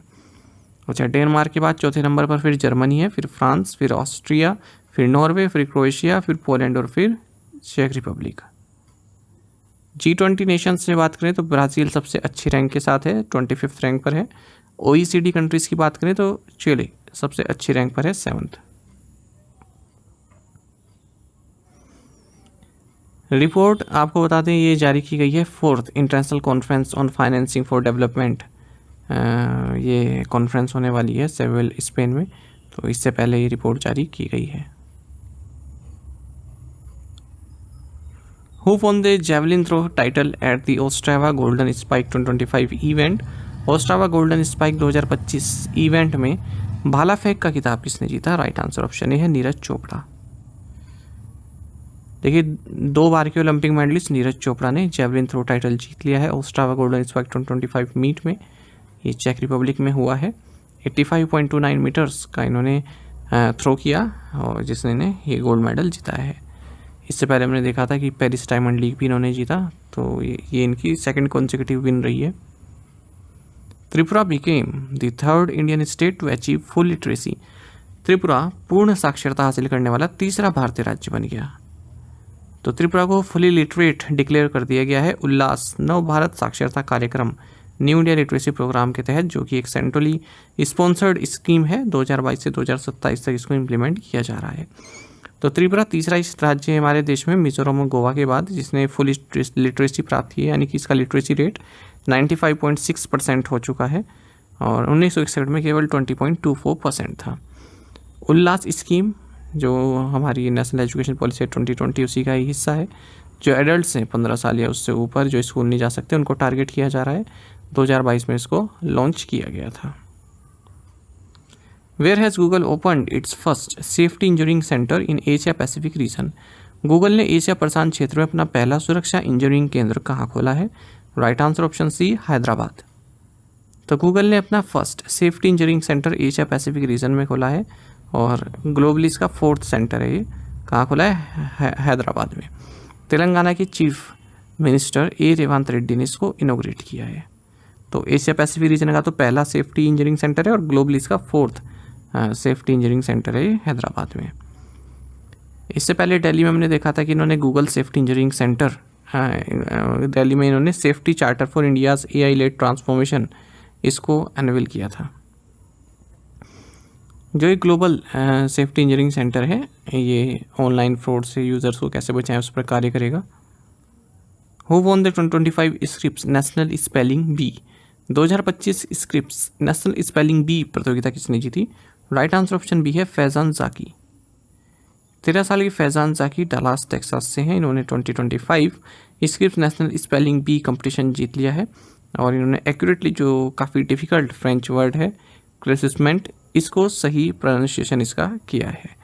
स्क्रिप्स नेशनल स्पेलिंग बी एक एनुअल स्पेलिंग बी कंपटीशन होता है यूनाइटेड स्टेट्स में। 1925 में इसकी शुरुआत की गई थी और ये क्वेश्चन पूछा भी जाता है, हर साल होता है ना, तो एक बार एग्जाम में देखा भी था, आया था।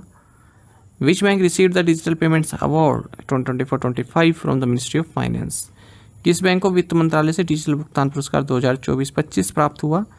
ऑप्शंस आपके सामने हैं और राइट आंसर ऑप्शन डी है India post payments bank. India post payments bank को डिजिटल पेमेंट्स अवार्ड 2024-25 प्राप्त हुआ है मिनिस्ट्री ऑफ फाइनेंस से डिजिटल पेमेंट्स और फाइनेंशियल इंक्लूजन को लेकर।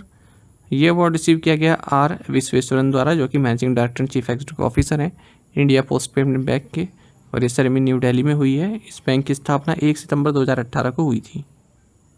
विच university has launched an initiative to train scheduled tribes students in basic computer skills? किस विश्वविद्यालय ने अनुसूचित जनजाति के छात्रों को बुनियादी कंप्यूटर कौशल में प्रशिक्षित करने की पहल शुरू की है? राइट आंसर ऑप्शन है दिल्ली यूनिवर्सिटी। दिल्ली यूनिवर्सिटी ने एक इनिशिएटिव लॉन्च किया है ताकि बेसिक कंप्यूटर स्किल्स और ट्रेनिंग हायर एजुकेशन के लिए दी जा सके जो शेड्यूल्ड ट्राइब्स स्टूडेंट्स हैं 9th से 12th क्लास के जो आते हैं उनको, और खास करके जो रिमोट पार्ट्स में रहते हैं। CUET की भी तैयारी के लिए उनको ट्रेनिंग दी जाएगी। इस स्कीम का नाम है जय हिंद, यानी कि जनजाति immersive holistic intervention for novel development.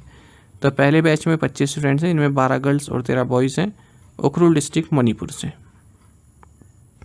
What is the total amount NABARD plans to lend this year under the green lending facility?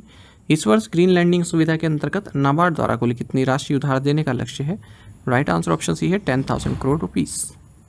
तो national bank for agriculture and rural development यानी कि नाबार्ड 10,000 करोड़ रुपए इस साल लैंडिंग करेगा ग्रीन लैंडिंग फैसिलिटी के तहत। और नाबार्ड आप जानती हैं all India development financial institutions है, regional rural bank, state cooperative bank, district central cooperative banks के लिए एक अपेक्स सुपरवाइजरी बॉडी है। स्थापना नाबार्ड एक्ट 1981 के तहत हुई थी पार्लियामेंट ऑफ इंडिया द्वारा, और कब अस्तित्व में आया? 12 जुलाई 1982 को। विच media house was named champion of digital media awards south Asia 2025? किस मीडिया हाउस को champion of digital media awards south Asia 2025 नामित किया गया? राइट आंसर ऑप्शन ए है द हिंदू।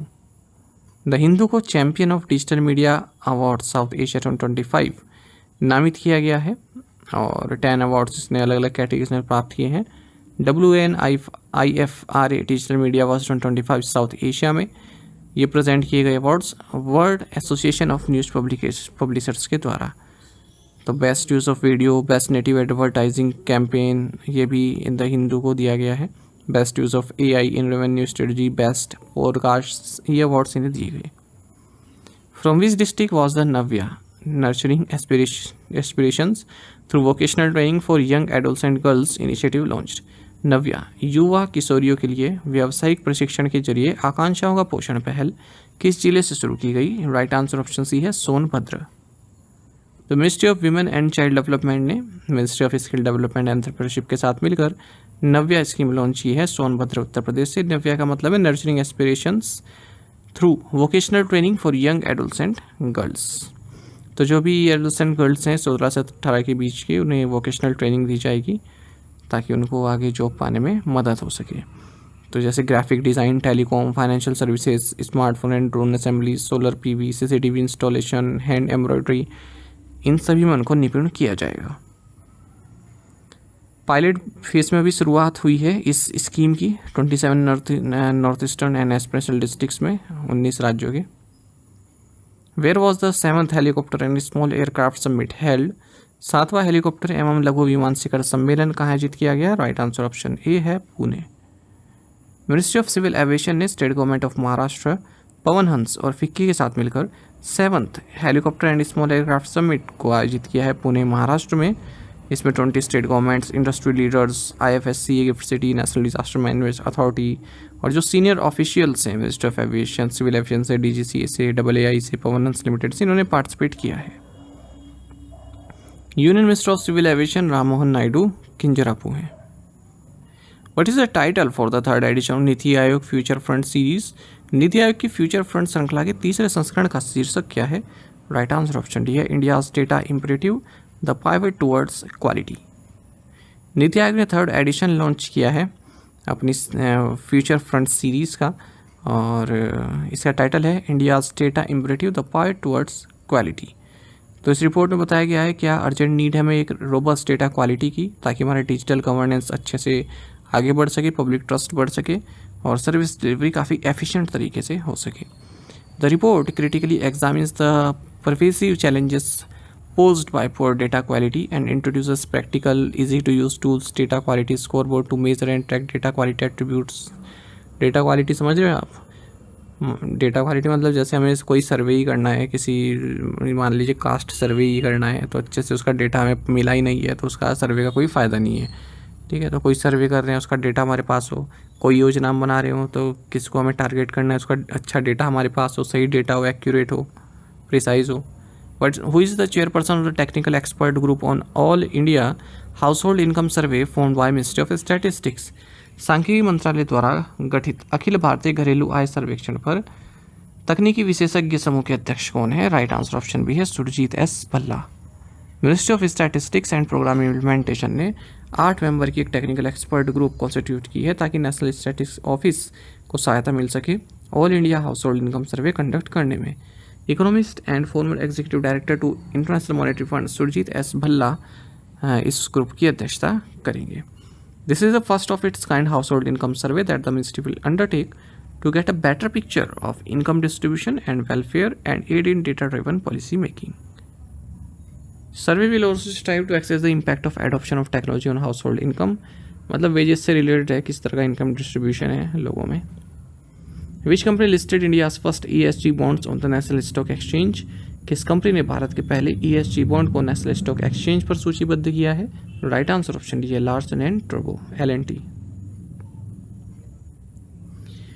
तो engineering construction firm Larsen and Toubro ने country का first environmental social and governance bond यानी कि ESG बॉन्ड लिस्ट किया है नेशनल स्टॉक एक्सचेंज पे। ESG की फुल फॉर्म याद रखिएगा, इन्वायरमेंटल सोशल एंड गवर्नेंस। ये एग्जाम में पूछा गया था बैंक में ही। इसने 500 करोड़ रुपीस रेज किए हैं नॉन कन्वर्टेबल डिवेंचर्स के जरिए, कूपन रेट 6.35% पर। What is the revised economic growth forecast for India by S&P global for the current financial year? चालू वित्त वर्ष के लिए S&P ग्लोबल द्वारा भारत के लिए संशोधित आर्थिक विकास पूर्वानुमान क्या है? राइट आंसर ऑप्शन सी है 6.5%। करंट फाइनेंशियल ईयर क्या है हमारा? फाइनेंशियल 26 यानी कि 25-26। S&P ग्लोबल ने जो करंट फाइनेंशियल ईयर है उसके लिए 6.5% भारत का इकोनॉमिक ग्रोथ रेट बताया है। इससे पहले उन्होंने 6.3% बताया था। अच्छा, और RBI ने हमने देखा था कि जो मॉनेटरी पॉलिसी कमेटी है उसमें इंडिया का जो GDP ग्रोथ है 2025-26 के लिए वो 6.5% ही बताया इन्होंने भी। अप्रैल से जून क्वार्टर के लिए 6.5%, फिर सेकंड क्वार्टर के लिए 6.7%, थर्ड क्वार्टर के लिए 6.6%, फोर्थ क्वार्टर के लिए 6.3% बताया गया है। Who has been selected as an astronaut candidate by Titan Space Industries? Titan space industry द्वारा अंतरिक्ष यात्री उम्मीदवार के रूप में किसे चुना गया है? ऑप्शन डी राइट आंसर है जानवी दंगेटी। तो 23 साल की एनालॉग एस्ट्रोनॉट हैं आंध्र प्रदेश से जानवी। इन्हें एस्ट्रोनॉट कैंडिडेट नियुक्त किया गया है। स्पेस मिशन रहेगा टाइटन स्पेस इंडस्ट्रीज़ का, जो कि एक US बेस्ड प्राइवेट एजेंसी है, स्पेस रिसर्च में कार्यरत है। और इस मिशन को लीड करेंगे विलियम मैक ऑर्थर जूनियर, जो कि चीफ एस्ट्रोनॉट हैं टाइटन स्पेस मिशन के। तो मार्च 2029 में शेड्यूल्ड है ये फ्लाइट। 5 घंटे तक की फ्लाइट होगी। ये अर्थ को 2 बार ऑर्बिट करेगी। Who became the second Indian to travel to space after Rakesh Sharma? Rakesh Sharma के बाद अंतरिक्ष यात्रा करने वाले दूसरे भारतीय कौन बने? ऑप्शंस आपके सामने हैं। सही आंसर ऑप्शन डी है शुभांशु शुक्ला। शुभांशु शुक्ला 25 जून को दूसरे भारतीय बने हैं जिन्होंने स्पेस में ट्रैवल किया लगभग 41 साल बाद, क्योंकि इनसे पहले राकेश शर्मा गए थे 1984 में रशियन सोयूज स्पेसक्राफ्ट द्वारा। अच्छा, जो ये मिशन है एक्सियम मिशन 4 इसको बोला जा रहा है, AX4, और इसको लीड कर रहे हैं नासा के एस्ट्रोनॉट पैगी विटसन। और space x crew dragon capsule में गए हैं। फाल्कन 9 रॉकेट ले गया है नासा के केनेडी स्पेस सेंटर से, फ्लोरिडा में जो स्थित है। 14 दिन का ये मिशन रहने वाला है। इसमें इंडिया, पोलैंड, हंगरी यहाँ से एस्ट्रोनॉट्स हैं इसमें। और अच्छा, जो ये AX4 जो ये स्पेसक्राफ्ट है या मिशन है, तो एक कमर्शियल फ्लाइट है जिसको ऑपरेट किया जा रहा है प्राइवेट कंपनी एक्सियम स्पेस के द्वारा, जो कि NASA, ISRO, European space agency और स्पेस एक्स के बीच में कोलैबोरेशन है। तो ये 4 मेंबर टीम है। इसमें स्लेवोस उज्जैंस्की और विस्निवेस्की हैं पोलैंड से, और टाइबोर कापू हैं हंगरी से। शुक्ला जो है लखनऊ से आते हैं और उन 4 इंडियन एयरफोर्स ऑफिसर्स में से जिन्हें लास्ट ईयर इसरो द्वारा शॉर्टलिस्ट किया गया था 2027 में, जो हमारे देश का जो first ever human space flight होगा उसमें शामिल रहेंगे।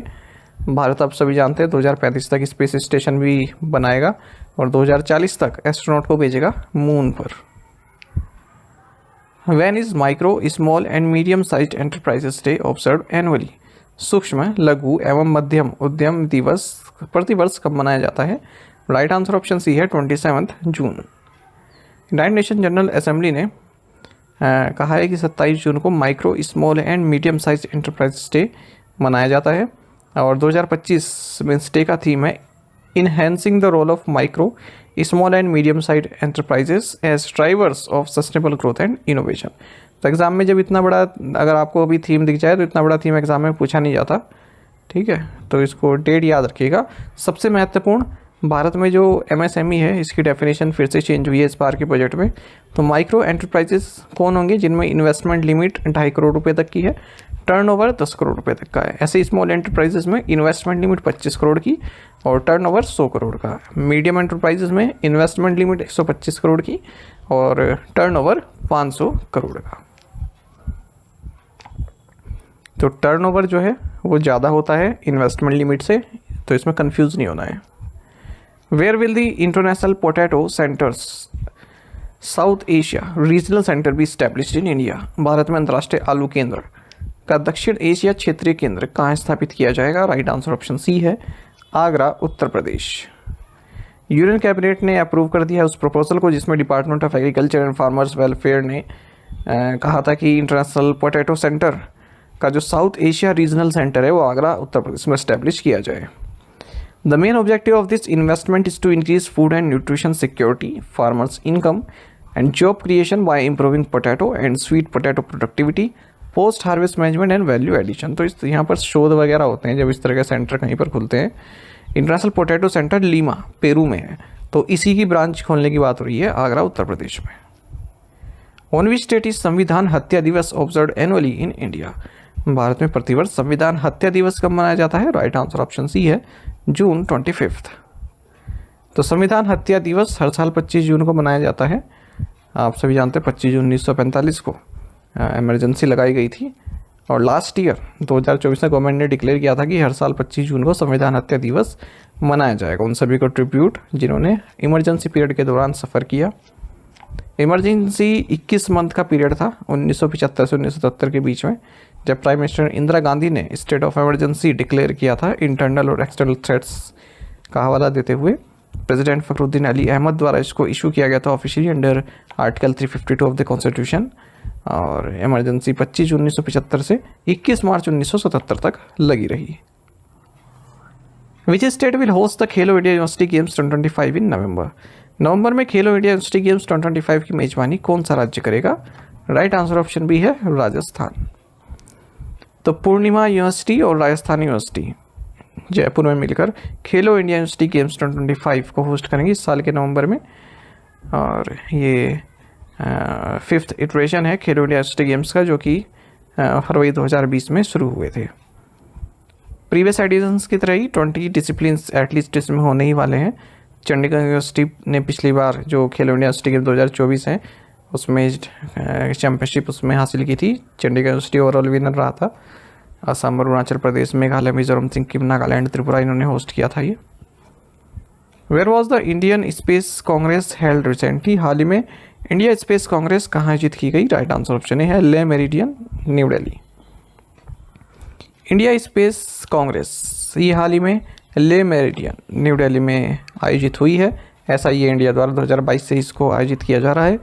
2025 में इंडिया स्पेस कांग्रेस का थीम है pioneering innovations in space technology, India's journey towards global partnerships. Where did India rank in the medal tally at the archery Asia cup 2025 Singapore stage 2? तीरंदाजी Asia cup 2025 Singapore stage 2 में पदक तालिका में भारत का स्थान क्या रहा? राइट आंसर ऑप्शन ही है, फर्स्ट। तो भारतीय टीम ने एक सॉलिड शो अपना प्रोड्यूस किया है archery Asia cup 2025 Singapore leg 2 में। टोटल 9 मेडल्स जीते हैं और इसमें 2 गोल्ड हैं, 6 सिल्वर्स हैं, 1 ब्रॉन्ज है। इससे पहले इस साल की शुरुआत में बैंकॉक में जो हुआ था Asia cup, archery Asia cup, उसमें ही भारत टॉप पर फिनिश किया था। 8 मेडल जीते थे, 5 गोल्ड, 2 सिल्वर और 1 ब्रॉन्ज। अच्छा, जो ये सिंगापुर में हुआ है इसमें अगर हम गोल्ड विनर्स की बात करें, जो 2 गोल्ड लाए तो कुशाल दलाल ने जीता है और दूसरा तेजल सालवे ने जीता है। Where is India's first off grid green hydrogen pilot plant located? भारत का पहला off grid green hydrogen pilot plant कहाँ स्थित है? राइट आंसर ऑप्शन है, कच्छ, गुजरात। अडानी ग्रुप ने इंडिया का first off grid 5 megawatt green hydrogen pilot plant Kutch, Gujarat में कमीशन कर दिया है। Off grid green hydrogen plant का मतलब ऐसी फैसिलिटी जो इलेक्ट्रोलाइसिस के जरिए हाइड्रोजन प्रोड्यूस करती है और जिसका सोर्स होता है रिन्यूएबल एनर्जी सोर्स, जैसे सोलर या फिर विंड। किसी भी मेन इलेक्ट्रिक ग्रिड से कनेक्ट नहीं होता है, यानी कि पूरा प्लांट जो है इंटायरली जो रिन्यूएबल एनर्जी जनरेशन है उस पर डिपेंड करता है। 5 मेगावाट का प्लांट बिल्ड किया गया है अडानी न्यू इंडस्ट्रीज लिमिटेड के द्वारा। हाइड्रोजन आप सभी जानते होंगे लाइटेस्ट और मोस्ट अब्यूंडेंट एलिमेंट है यूनिवर्स में। क्लीनेस्ट फॉर्म ऑफ एनर्जी इसको बोला जाता है क्योंकि जब आप इसको बर्न करते हैं केवल वाटर वेपर ही प्रोड्यूस होता है। Green hydrogen is produced when electricity produced from renewable sources such as solar और wind power is used to split water into hydrogen and oxygen. What is India's total installed power capacity as of June 2025? जून 2025 तक भारतीय कुल स्थापित विद्युत क्षमता कितनी है? Right answer option C है, 476 गीगावाट।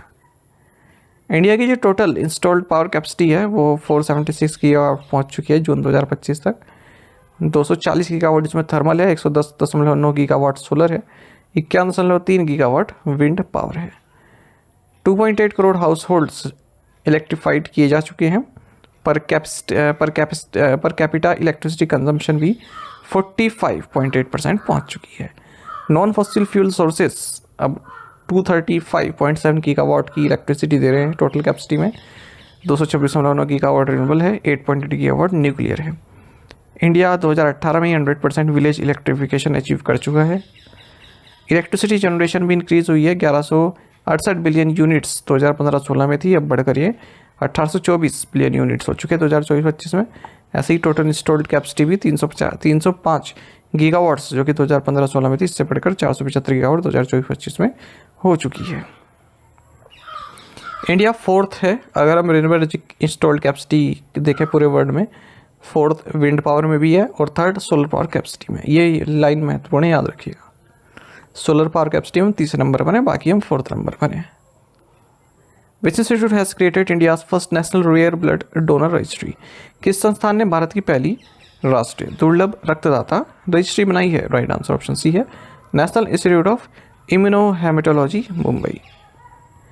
तो नेशनल इंस्टीट्यूट ऑफ इम्यूनोहेमेटोलॉजी मुंबई में है, India council of medical research के तहत आती है। इसने पहली बार एक रेयर ब्लड डोनर रजिस्ट्री बनाई है उन पेशेंट्स के जिनका रेयर या फिर अनकॉमन ब्लड टाइप होता है, जिन्हें फ्रीक्वेंट ट्रांसफ्यूजन चाहिए होता है, जैसे थैलेसीमिया या फिर सिकल सेल डिजीज़ के यदि वो शिकार हो चुके हों। तो अब इस रेयर डोनर रजिस्ट्री पोर्टल को ई रक्त कोष के साथ इंटीग्रेट किया जाएगा। ई रक्त कोष है ऐसा प्लेटफॉर्म है जो इन्फॉर्मेशन देता है कहाँ पर ब्लड की अवेलेबिलिटी है।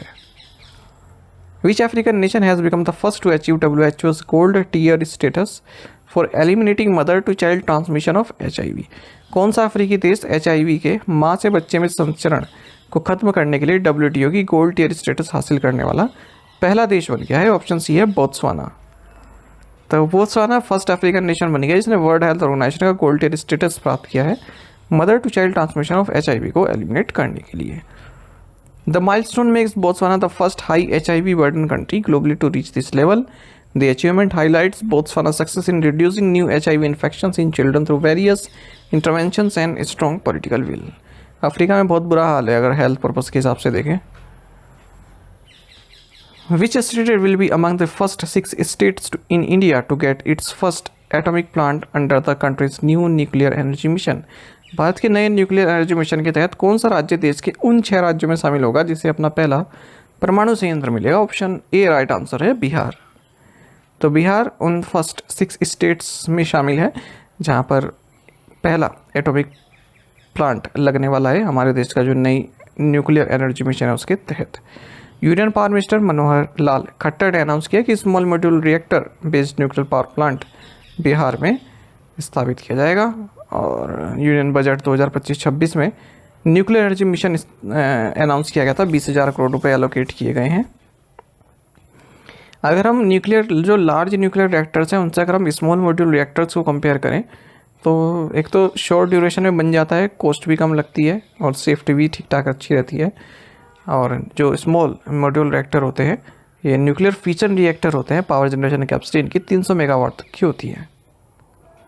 Heritage River Journeys Private Limited has entered into a construction contract with the shipyard for the construction of 2 luxury river cruise vessels to be operated on Brahmaputra River. Heritage River Journeys Private Limited ने ब्रह्मपुत्र नदी पर संचालित किए जाने वाले 2 luxury river cruise जहाजों के निर्माण के लिए किस शिपयार्ड के साथ निर्माण अनुबंध किया है? राइट आंसर ऑप्शन डी है, Hooghly coaching shipyard limited. Heritage river journeys private limited जो कि अंतारा रिवर क्रूजेस के नाम से चलता है, इसने एक MOU साइन किया है हुगली कोचिन शिपयार्ड लिमिटेड के साथ जो कि होली ओन्ड सब्सिडरी है कोचिन शिपयार्ड लिमिटेड की, जिसके जरिए 2 लग्जरी रिवर क्रूज वेसल्स बनाए जाएंगे जो कि ब्रह्मपुत्र रिवर पर ऑपरेट करेंगे। जो अंतारा रिवर क्रूज है करंटली ये कई सारे क्रूज चलाता है, जैसे कि गंगा विलास चलाता है जो कि लॉन्गेस्ट मोस्ट पिक्चर्स की रिवर्स क्रूज है पूरे वर्ल्ड में। Which Indian company has commission the countries first micro sub station with power voltage transformer? किस भारतीय कंपनी ने पावर वोल्टेज ट्रांसफॉर्मर के साथ देश का पहला माइक्रो सब स्टेशन चालू किया? राइट आंसर ऑप्शन सी है, Tata power DTL। Tata power DTL ने Japan based Nissin electric corporation limited के साथ मिलकर इंडिया का first micro sub station with power voltage transformation को कमीशन कर दिया है। नॉर्थ दिल्ली में पावर यूटिलिटी है ये, Tata power TTL। Micro sub station with PVT can convert high voltage power directly from transmission lines to low voltage power suitable for residential consumers. How much funding has the world bank sanctioned for Bengaluru's water security project?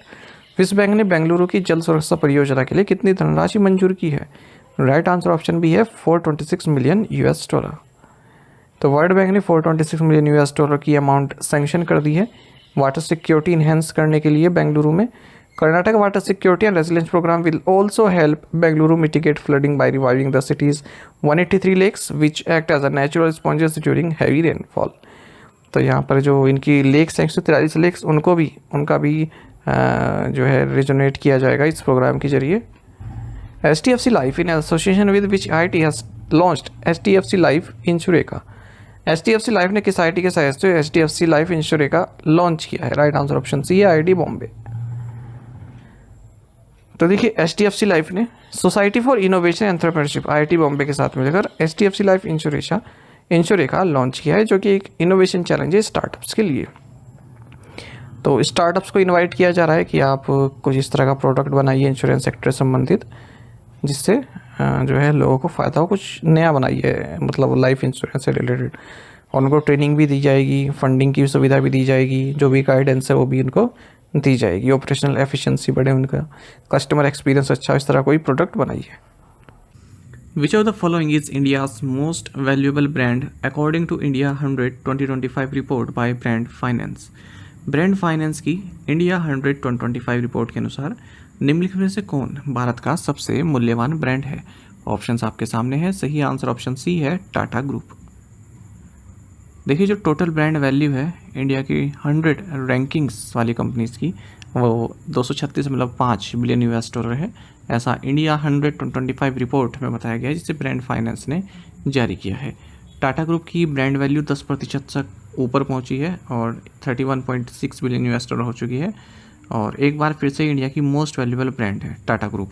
साथ ही first Indian brand भी है जिसने 30 billion $, का threshold जो है cross किया है। Second most valuable Indian brand Infosys है IT सर्विसेज में, और HDFC ग्रुप ये तीसरे नंबर पर है। चौथे नंबर पर LIC है जिसकी ब्रांड वैल्यू 35% तक ऊपर पहुंची है और 13.6 बिलियन $, हो चुकी है। Adani group fastest growing Indian brand है इस साल, इसकी ब्रांड वैल्यू 82% तक ऊपर हुई है। ताज होटल्स ये इंडिया का स्ट्रॉन्गेस्ट ब्रांड है और 92.2 आउट ऑफ 100 इसका स्कोर है ब्रांड स्ट्रेंथ इंडेक्स में। एशियन पेंट्स दूसरे नंबर पर है अगर हम स्ट्रॉन्गेस्ट इंडियन ब्रांड की बात करें। अमूल तीसरे नंबर पर है। तो देखिए तीन चीज़ें यहाँ पर, एक तो है इंडिया का स्ट्रॉन्गेस्ट ब्रांड जो कि ताज होटल है, एक है आपका मोस्ट वैल्यूएबल ब्रांड जो कि टाटा ग्रुप है, एक है फास्टेस्ट ग्रोइंग इंडियन ब्रांड जो कि अडानी ग्रुप है। Tata group highest sustainability perception value भी इसी का ही है, और इन्फोसिस के पास highest positive sustainability gap value में इसको नामित किया गया है। India launched its first advance traffic management system on which expressway? किस एक्सप्रेसवे पर भारत ने अपना पहला उन्नत यातायात प्रबंधन प्रणाली लॉन्च किया है? ऑप्शंस आपके सामने है। सही आंसर ऑप्शन ए है द्वारका एक्सप्रेस। इंडिया ने अपना पहला advanced traffic management system project launch किया है दिल्ली के द्वारका एक्सप्रेसवे पर। यह भारत का पहला AI powered smart traffic system है। IHMC यानी कि Indian highways management company limited ने इस सिस्टम को डेवलप किया है और NHAI के इसके इम्प्लीमेंटेशन को देख रही है। तो जो ये ATMS यानी कि एडवांस ट्रैफिक मैनेजमेंट सिस्टम, इसमें ट्रैफिक मॉनिटरिंग कैमराज हैं, वीडियो इंसिडेंट डिटेक्शन है, तो कई तरह से जो ट्रैफिक है उसको मजबूत किया जा रहा है यहाँ पर ट्रैफिक मैनेजमेंट को। What is the total approved investment for the new electronics manufacturing cluster EMC 2.0 इन उत्तर प्रदेश? उत्तर प्रदेश में नई इलेक्ट्रॉनिक्स विनिर्माण क्लस्टर EMC 2.0 के लिए सरकार ने कितना निवेश स्वीकृत किया है? ऑप्शंस आपके सामने है। सही आंसर ऑप्शन बी है 417 करोड़ रुपए। तो गवर्नमेंट ने 417 करोड़ रुपए अप्रूव कर दिए हैं इलेक्ट्रॉनिक्स मैन्युफैक्चरिंग क्लस्टर के लिए, जो कि उत्तर प्रदेश में निर्माण किया जाएगा। इसको डेवलप किया जाएगा Yamuna expressway industrial development authority के द्वारा 206.4 एकड़ में। It will support manufacturing in consumer electronics, automotive and industrial electronics, medical devices, computer hardware, communication equipment. मतलब ये सब चीज़ें बनेगी यहाँ पर। इलेक्ट्रॉनिक्स मैन्युफैक्चरिंग क्लस्टर है ना, तो एक बड़ा सा एरिया बन जाएगा, वहाँ पर कंपनी सेटअप हो जाएंगी, इलेक्ट्रॉनिक्स प्रोडक्ट्स बनाएंगी। What is the new decision in CBSE regarding writing class 10 exams? कक्षा 10 की परीक्षा के संबंध में CBSE ने क्या नया निर्णय लिया है? राइट आंसर ऑप्शन डी है, students can write exams 2 times. देखिए, बोर्ड एग्जाम्स का जो स्ट्रेस है उसको रिड्यूस करने के लिए अब 10वीं क्लास के जो बच्चे हैं उन्हें एक ऑप्शन दिया जाएगा कि वो 2 बार एक एकेडमिक ईयर में 2 बार अपने एग्ज़ाम दे सकते हैं 10वीं क्लास के। ऐसा central board of secondary education CBSE ने अनाउंस किया है। तो ये केवल परफॉर्मेंस इम्प्रूव करने के लिए है 3 एकेडमिक सब्जेक्ट्स में, और केवल वही स्टूडेंट दे सकते हैं जो पहले वाले एग्ज़ाम में पास हो जाएं। मतलब ये कोई फेल हो गया वो पास हो जाए इसके लिए नहीं है, केवल अपनी परफॉर्मेंस इन्हेंस करने के लिए है। तो ऐसा 2020 नेशनल एजुकेशन पॉलिसी में रिकमेंड भी किया गया था कि वो 2 एग्ज़ाम ले सकते हैं अपनी परफॉर्मेंस को इन्हेंस करने के लिए। ठीक है, एक तो मेन एग्ज़ाम होगा और दूसरा एग्ज़ाम होगा अपने आपके इम्प्रूवमेंट के लिए। 2026-27 से इसको इम्प्लीमेंट किया जाएगा। In which countries IFFCO setting up its first international nano urea manufacturing plant? IFFCO किस देश में अपना पहला अंतर्राष्ट्रीय नैनो यूरिया विनिर्माण संयंत्र स्थापित कर रहा है? राइट आंसर ऑप्शन ए है, ब्राज़ील। तो इफ्को आप सभी जानते हैं, हम भारत में से नैनो यूरिया लॉन्च किया था 4 साल पहले। अब जो ये इफ्को है यानी कि इंडियन फार्मर्स फर्टिलाइजर कोऑपरेटिव, ये अपना विदेश में पहला प्लांट सेटअप कर रहा है जहाँ पर ये नैनो सॉइल न्यूट्रिएंट्स बनाएगा। कहाँ पर? ब्राज़ील में। तो ये प्लांट एक जॉइंट वेंचर होगा 7-3 के रेशो में। इफ्को की जो सब्सिडरी है इफ्को नैनोवेंशंस, ब्राज़ील की जो कंपनी है नैनोफर्ड, इनके बीच में। Which country has emerged as a top destination in the global south for greenfield investments in the digital economy? Digital अर्थव्यवस्था में ग्रीनफील्ड निवेश के मामले में ग्लोबल साउथ में कौन सा देश शीर्ष गंतव्य के रूप में उभरा है? राइट आंसर ऑप्शन ए है, इंडिया।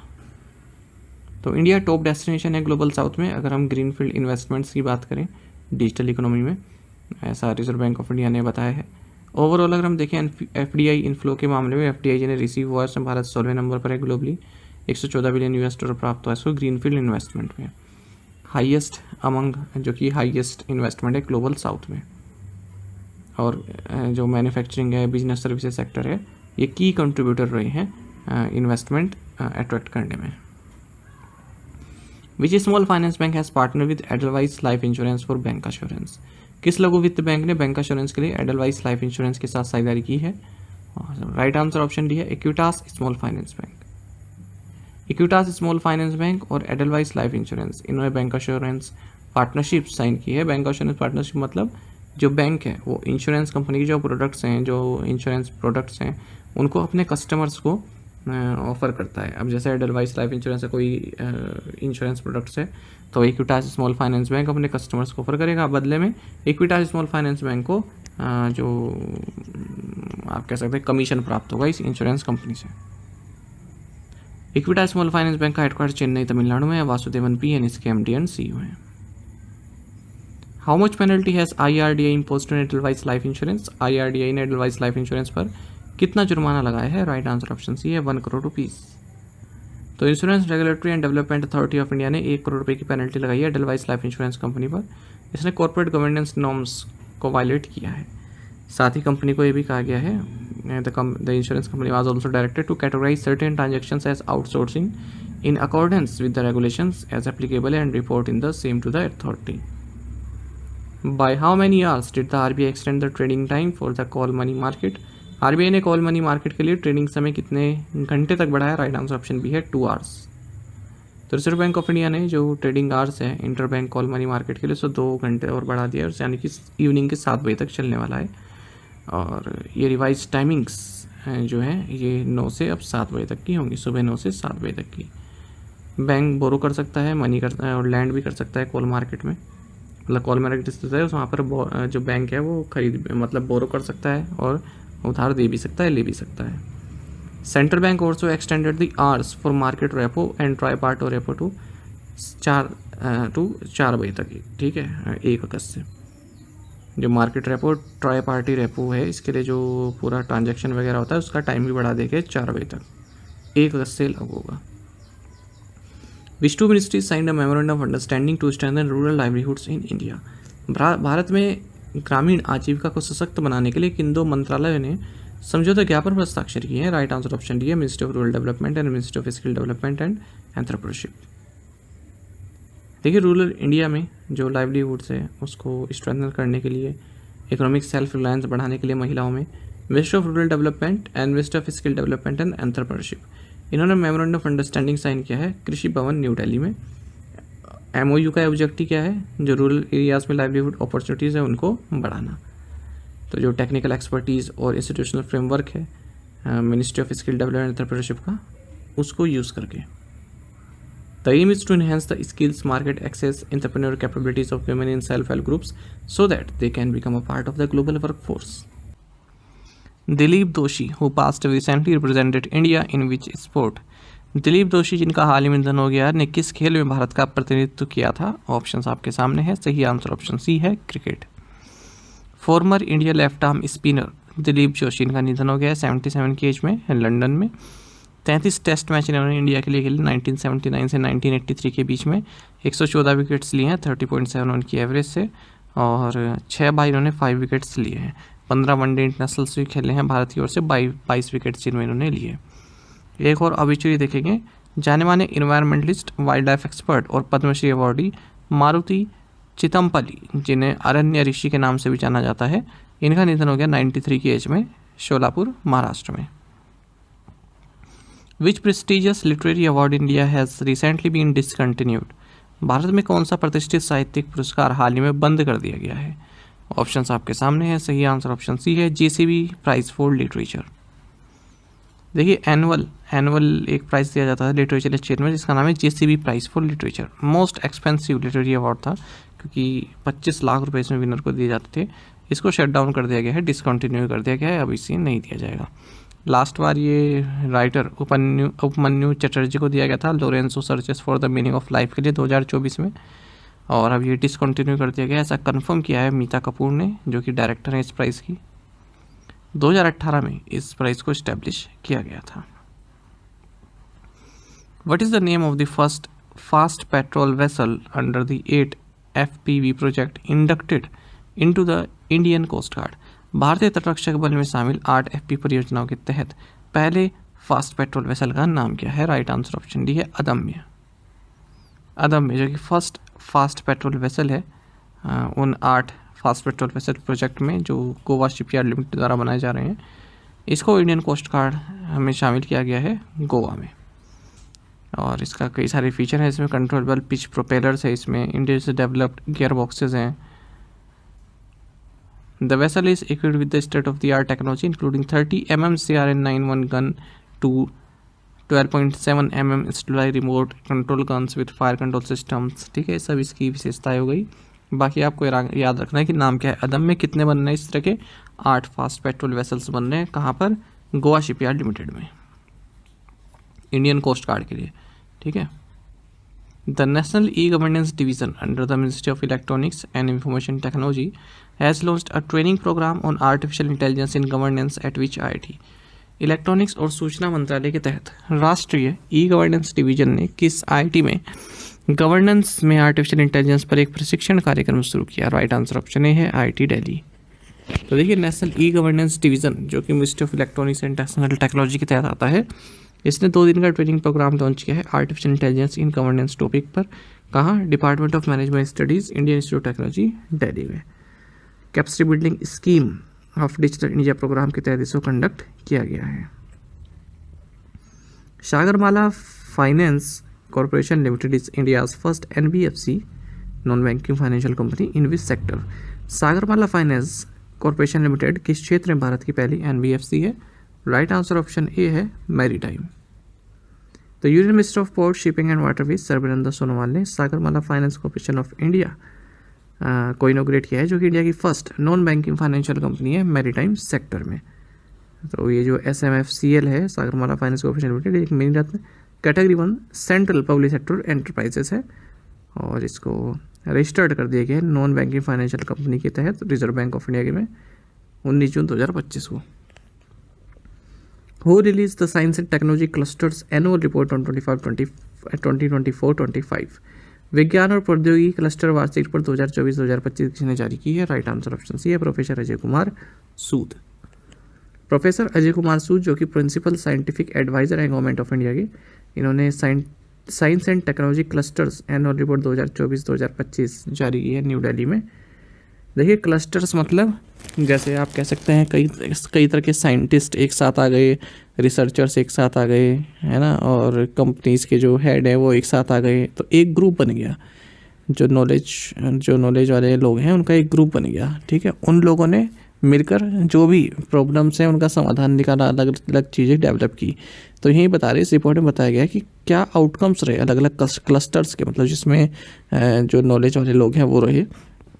एक तो उन्होंने ईवी चार्जिंग इंफ्रास्ट्रक्चर को डिप्लॉय किया दिल्ली एनसीआर में, और kalanupav.in जो कि एक AR/VR enabled art teacher market place है, इसको लॉन्च किया। One Delhi digital transit app को जारी किया गया। इन सब ने मिलकर मतलब इसमें अपना जो है अपनी भागीदारी दी है। Additional impactful innovation include health tech solution such as diabetic food screening food mats जारी किए हैं, वन हेल्थ इनिशिएटिव्स लॉन्च किए हैं, e waste management systems launch किए हैं, और भी कई तरह के इन्होंने जो है नए नए प्रयोग यहाँ पर किए हैं। When is the international Day of the tropics observe each year? प्रत्येक वर्ष अंतर्राष्ट्रीय उष्णकटिबंधीय दिवस कब मनाया जाता है? राइट आंसर ऑप्शन सी है 29 जून। यूनाइटेड नेशन जनरल असेंबली ने 2016 में डिक्लेयर किया था कि 29 जून को हर साल इंटरनेशनल डे ऑफ ट्रॉपिक्स मनाया जाएगा। ट्रॉपिक्स क्या होता है? वो रीजन जो ट्रॉपिक ऑफ कैंसर और ट्रॉपिक ऑफ कैप्रिकॉर्न के बीच में होता है। वार्म क्लाइमेट होता है यहाँ पर, हाई टेम्परेचर और ह्यूमिडिटी होता है। When was the Atal mission for rejuvenation and urban transformation यानी कि अमृत लॉन्च्ड? कायाकल्प और शहरी परिवर्तन के लिए अटल मिशन कब शुरू किया गया था? राइट आंसर ऑप्शन ए है 25 जून 2015। देखिए जो Atal mission for rejuvenation and urban transformation यानी कि अमृत मिशन है, इसको 10 साल पूरे हो गए हैं।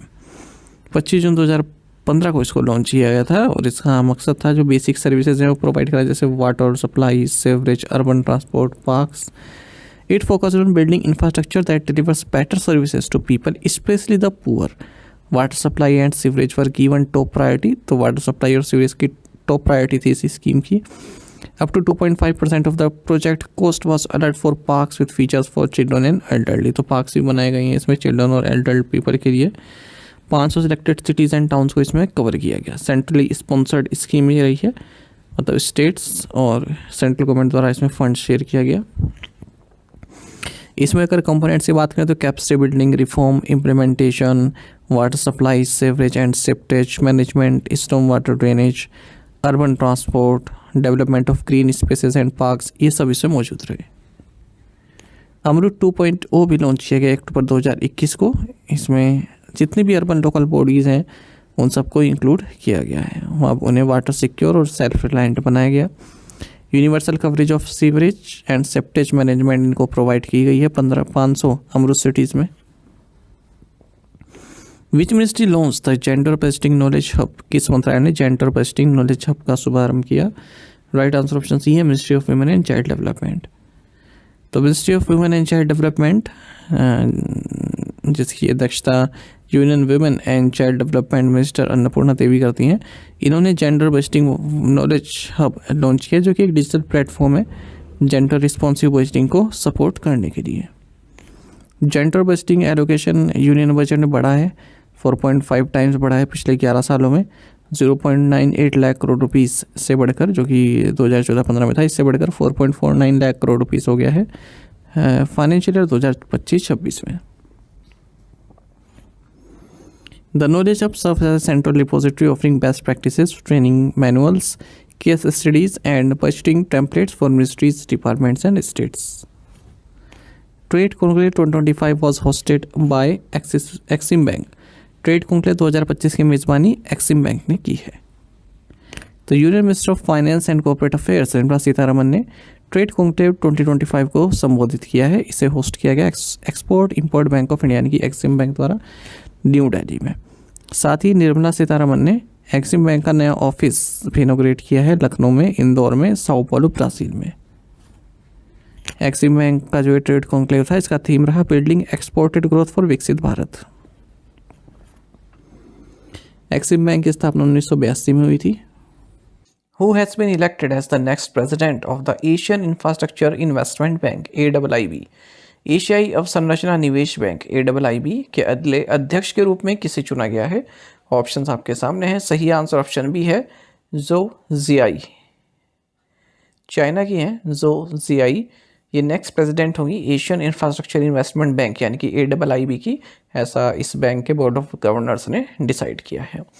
इनका जो 5 ईयर का टर्म है वो 16 जनवरी 2026 से शुरू होगा और ये इस पद पर सक्सीड करेंगी जिन लीकन को, जिनका कार्यकाल अब समाप्त हो जाएगा। अगर हम इस बैंक की बात करें, एशियन इंफ्रास्ट्रक्चर इन्वेस्टमेंट बैंक की, इसकी स्थापना 2016 में की गई थी और एक तरह का आप इसको चाइनीज़ अल्टरनेटिव कह सकते हैं वर्ल्ड बैंक का, या फिर और भी जो वेस्टर्न नेतृत्व वाले मल्टीलेटरल लैंडिंग इंस्टीट्यूशंस हैं। और इसमें 110 मेंबर्स हैं जिनमें भारत भी है, रशिया भी है, जर्मनी भी है, ब्रिटेन भी है और AIIB का हेडक्वार्टर्स बीजिंग चाइना में है। Who became India's top ranked chess player in the live ratings after winning the Uchess Cup Masters 2025? Uchess Cup Masters 2025 जीतने के बाद लाइव रेटिंग में भारत का शीर्ष रैंक वाला शतरंज खिलाड़ी कौन बन गया? ऑप्शंस आपके सामने हैं। सही आंसर ऑप्शन डी है R Praggnanandhaa. Grandmaster R Praggnanandhaa ये इंडिया के टॉप रैंक्ड चेस प्लेयर बन गए हैं लाइव रेटिंग्स में और उच्चेस कप मास्टर्स 2025 इन्होंने जीता है ताशकंद उज्बेकिस्तान में। इसी के साथ इनकी जो लाइव रेटिंग है वो 2778.3 हो गई है और ये वर्ल्ड के नंबर 4 प्लेयर बन गए हैं। कैरियर की बेस्ट रैंकिंग है इनकी। आप सभी जानते हैं मैग्नस कार्लसन ये नंबर 1 रैंकिंग पर हैं 2839.2 रेटिंग पॉइंट्स के साथ। उनके बाद फिर हिकारू नाकामुरा आते हैं, उसके बाद फैबियानो कैरुआन आते हैं, फिर चौथे पर है प्रगनंदा और पांचवें पर है Gukesh T. What is India's global rank in terms of the number of unicorns as per the 2025 index? 2025 सूचकांक के अनुसार यूनिकॉर्न की संख्या के मामले में भारत की वैश्विक रैंक क्या है? ऑप्शंस आपके सामने हैं। सही आंसर ऑप्शन बी है 3rd। तो यहाँ पर आप टॉप 10 कंट्रीज देख सकते हैं और टोटल यूनिकॉर्न्स कितने हैं 2025 तक इन कंट्रीज। वैसे USA में आप देखेंगे 758 यूनिकॉर्न्स हैं। सबसे ज़्यादा सैन फ्रांसिस्को में अगर हम सिटी के हिसाब से देखें, फिर चाइना में 343, काफ़ी अंतर है। और चाइना में सबसे ज़्यादा आप देखेंगे तो सूजू में है, बीजिंग में भी, शंघाई यहाँ पर है। और फिर आप इंडिया में देखेंगे 64 है, ठीक है, बेंगलुरु 7, मुंबई 22, गुरुग्राम 27। ये इनकी रैंक है, ठीक है, ये इनकी वर्ल्ड रैंक है, ये नंबर ऑफ स्टार्टअप नहीं है। जैसे बेंगलुरु के बगल में 7 लिखा है ना, तो इसकी रैंक है ये 7। मुंबई की 22वीं रैंक है, गुरुग्राम की 27वीं रैंक है। हम सिटी वाइज बात करें, कंट्री वाइज बात करें तो भारत 3रे नंबर पर है, फिर UK है 4थे पर, फिर जर्मनी है 5वें पर, फिर France, Canada, Israel, south Korea and Singapore. तो हुरुन ग्लोबल यूनिकॉर्न इंडेक्स 2025 की हम बात कर रहे हैं। 1523 प्राइवेटली हेल्ड स्टार्टअप्स हैं जिनकी वैल्यूएशन $1 बिलियन से अधिक की है। 2025 तक की बात कर रहे हैं और इन सभी स्टार्टअप्स का जो नेटवर्थ है $5.6 ट्रिलियन का। यूनिकॉर्न का मतलब होता है कोई प्राइवेटली हेल्ड स्टार्टअप कंपनी जिसकी वैल्यूएशन $1 बिलियन से अधिक की हो जाए। यूनाइटेड स्टेट्स ऑफ अमेरिका में सबसे ज़्यादा यूनिकॉर्न हैं 758। San Francisco unicorn capital of the world यानी कि सबसे ज़्यादा यूनिकॉर्न की बात करें तो इस सिटी में है 199। चाइना 2रे नंबर पर है 343 यूनिकॉर्न्स के साथ। अपना भारत 3रे नंबर पर है इस Hurun global unicorn index 2025 ranking में। टोटल 64 यूनिकॉर्न्स हैं। बेंगलुरु 7वें नंबर पर है, इंडिया में सबसे ज़्यादा यहीं पर है। उसके बाद फिर मुंबई है 22वें नंबर पर, फिर गुरुग्राम है जिसने डेब्यू किया इस रैंकिंग में 27वें नंबर पर। फिनटेक और गेमिंग ये 2 प्राइमरी सेक्टर्स हैं जहाँ पर यूनिकॉर्न ग्रोथ देखी जा रही है। ज़ीरोदा जिसकी वैल्यूएशन $8.2 बिलियन की है, ड्रीम 11 $8 बिलियन की और रेजर पे $7.5 बिलियन की है।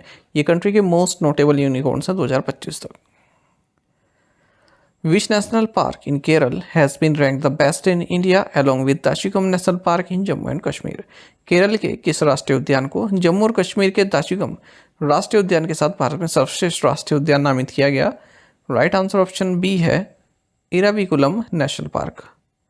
ये नीलगिरी तहरें जो आप देख रहे हैं ना, ये भेड़ जैसी, देखिए इराविकुलम नेशनल पार्क ये केरल के मुन्नार में है। इसे बेस्ट नेशनल पार्क का दर्जा दिया गया है। मैनेजमेंट इफेक्टिवनेस एवेल्यूशन 2025 के द्वारा, जिसे कंडक्ट किया गया union ministry of environment, forest and climate change के द्वारा। तो इराविकुलम का जो स्कोर है वो 92.97% है और पहली रैंक ये दाचिगम नेशनल पार्क जम्मू कश्मीर के साथ शेयर कर रहा है। 438 प्रोटेक्टेड एरियाज को यहाँ पर एक्सेस किया गया है, मतलब ये सर्वे किया गया है एक्सपर्ट पैनल्स द्वारा, और ग्लोबल क्राइटेरिया अपनाया गया है IUCN और world commission on protected areas का जो उनके गाइडलाइंस हैं उसको देखते हुए पूरा एवेल्यूशन किया गया है 32 पैरामीटर्स पर। इराविकुलम पार्क में लार्जेस्ट सर्वाइविंग पॉपुलेशन है नीलगिरी ताहिर की, और यहाँ पर इस नेशनल पार्क में काफ़ी दुर्लभ कुरिंची फ्लावर्स भी ब्लूम होते हैं, खिलते हैं 12 साल में एक बार। On which expressway is India's first wildlife overpass corridor constructed? Bharat का पहला वन्यजीव ओवरपास कॉरिडोर किस एक्सप्रेसवे पर बनाया गया है? राइट आंसर ऑप्शन सी है, Delhi Mumbai expressway. National highways authority of India ने इंडिया का first wildlife overpass corridor बनाया है किसी नेशनल हाईवे पर, और 12 किलोमीटर का इस सेगमेंट है दिल्ली मुंबई एक्सप्रेसवे पर, जो कि रणथंभौर टाइगर रिजर्व का जो बफर जोन है वहाँ से गुजरता है। यानी कि जो रणथंभौर टाइगर रिजर्व है ना, उसमें से 12 किलोमीटर जाता है ये दिल्ली मुंबई एक्सप्रेसवे। तो वहीं पर 5 वाइल्ड लाइफ ओवरपास बनाए गए हैं और एक अंडरपास भी बनाया गया। देखिए ओवरपास ये जैसे आप देख रहे हैं ब्रिज सा बनाया गया है ना, तो यहाँ से जा सकते हैं ऊपर से, किसी को जानवर को पार करनी हो, ठीक है, तो सड़क पर ना कर इसके ऊपर से निकल सकते हैं। ऐसे ही अंडरपास होता है नीचे से। 500 मीटर लॉन्ग है ये ओवरपास और फ्री मूवमेंट कर सकते हैं एनिमल्स बिना एक्सप्रेसवे पर आए हुए।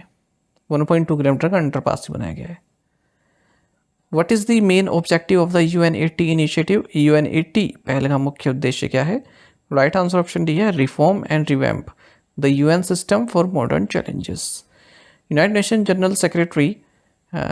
Nation secretary general Antonio Guterres, इन्होंने UN80 इनिशिएटिव लॉन्च किया है, जिसका मकसद है जो UN चार्टर की 80th एनिवर्सरी आने वाली है उससे पहले यूनाइटेड नेशंस में रिफॉर्म्स और रिवैम्प लाना। तो UN80 इनिशिएटिव कई तरह के रिफॉर्म्स हैं जो यूनाइटेड नेशंस में लानी चाहिए समय को देखते हुए, 21वीं सेंचुरी के चैलेंजेस को देखते हुए। लिखा भी है ऑब्जेक्टिव क्या है? To modernise the UN system, enhance accountability, reduce duplication and ensure it delivers effectively on peace, development and human rights. United Nations का जो चार्टर है एक फाउंडेशनल ट्रीटी है इस यूनाइटेड नेशन की, और क्या पर्पस है यूनाइटेड नेशंस का, क्या गवर्निंग स्ट्रक्चर है, ओवरऑल फ्रेमवर्क क्या है यूनाइटेड नेशन सिस्टम का, साथ ही इसके जो 6 प्रिंसिपल ऑर्गन्स हैं जैसे एक secretariat, general assembly, security council, economic and social council, international court of justice, trusteeship council, इन सब के बारे में। इस चार्टर को साइन किया गया था 26 जून 1945 को, और ये कब लागू हुआ? 24 अक्टूबर 1945 को। ठीक है, तो 80 साल हो जाएंगे। जनरल असेंबली ने ये भी डिसाइड किया है कि 24 अक्टूबर को हम यूनाइटेड नेशन डे मनाएंगे। Where did the recent Shanghai Cooperation Organisation defence ministers meeting take place? हाल ही में संघाई सहयोग संगठन के रक्षा मंत्रियों की बैठक कहाँ हुई? ऑप्शंस आपके सामने हैं। सही आंसर ऑप्शन बी है, क्विंगदो, चाइना। यहाँ पर Shanghai Cooperation Organisation defence ministers meeting हाल ही में संपन्न हुई है। भारत ने जो जॉइंट स्टेटमेंट्स है सभी मेंबर्स का, उस पर साइन नहीं किया क्योंकि उसमें पहलगाम टेरर अटैक के बारे में जिक्र नहीं है, ना ही उसकी निंदा की गई है। एससीओ एक Eurasian political, economical, international security and defence organisation है। 10 मेंबर स्टेट्स हैं इसमें। 2001 में इसकी स्थापना की गई थी China, Kazakhstan, Kyrgyzstan, Russia, Tajikistan और उज्बेकिस्तान के द्वारा। जून 2017 में 8 स्टेट्स इसमें हो गए थे। इंडिया और पाकिस्तान ने भी ज्वाइन किया, फिर ईरान ने ज्वाइन किया जुलाई 2023 में, बेलारूस इसका मेंबर बना 2024 में। अच्छा, इसमें रीजनल एंटी टेररिस्ट स्ट्रक्चर भी है, एक रेट्स जिसको बोलते हैं। एग्जाम में पूछा गया क्वेश्चन है कि रेट्स किससे संबंधित है। When is the International Day of Parliamentarism celebrated each year? अंतर्राष्ट्रीय संसदीय दिवस प्रत्येक वर्ष कब मनाया जाता है? राइट आंसर ऑप्शन सी है, 30 जून।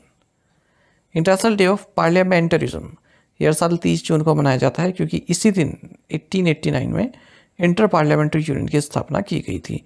2025 में इंटरनेशनल डे ऑफ पार्लियामेंट्री का थीम रहेगा achieving gender equality action by action. IPU का हेडक्वार्टर्स जेनेवा, स्विट्जरलैंड में है। इंटरनेशनल एस्ट्रॉइड डे भी 30 जून को मनाया जाता है और 2029 याद रखिएगा International year of Asteroid Awareness and Planetary Defence के तौर पर मनाया जाएगा। Which wildlife sanctuary has become India's first butterfly sanctuary? कौन सा वन्यजीव अभ्यारण्य भारत का पहला तितली अभ्यारण्य बन गया है? Right answer option C Aralam wildlife sanctuary. तो Kerala state wildlife board ने ऑफिशियली जो अरालम वाइल्ड लाइफ सेंचुरी है कन्नूर में, इसे अरालम बटरफ्लाई सेंचुरी का नाम दिया है और इस तरह से इंडिया की फर्स्ट प्रोटेक्टेड फॉरेस्ट हो गया है जो कि कंप्लीटली बटरफ्लाइज को डेडिकेटेड है। 55 स्क्वायर किलोमीटर्स में ये फैला हुआ है। 266 से ज़्यादा स्पीसीज हैं यहाँ पर बटरफ्लाई की। On which card network is the phone पे HDFC बैंक को branded credit card issued? Phone पे HDFC बैंक को ब्रांडेड क्रेडिट कार्ड किस कार्ड नेटवर्क पर जारी किया गया है? राइट आंसर ऑप्शन बी है रुपे। तो फोन पे और HDFC ने मिलकर फोन पे HDFC बैंक को ब्रांडेड क्रेडिट कार्ड लॉन्च किया है रुपे नेटवर्क पर। तो पहली बार है जब फोन पे को ब्रांडेड क्रेडिट कार्ड के क्षेत्र में आ रहा है और 2 वेरिएंट लॉन्च किए हैं, अल्टीमो और UNO।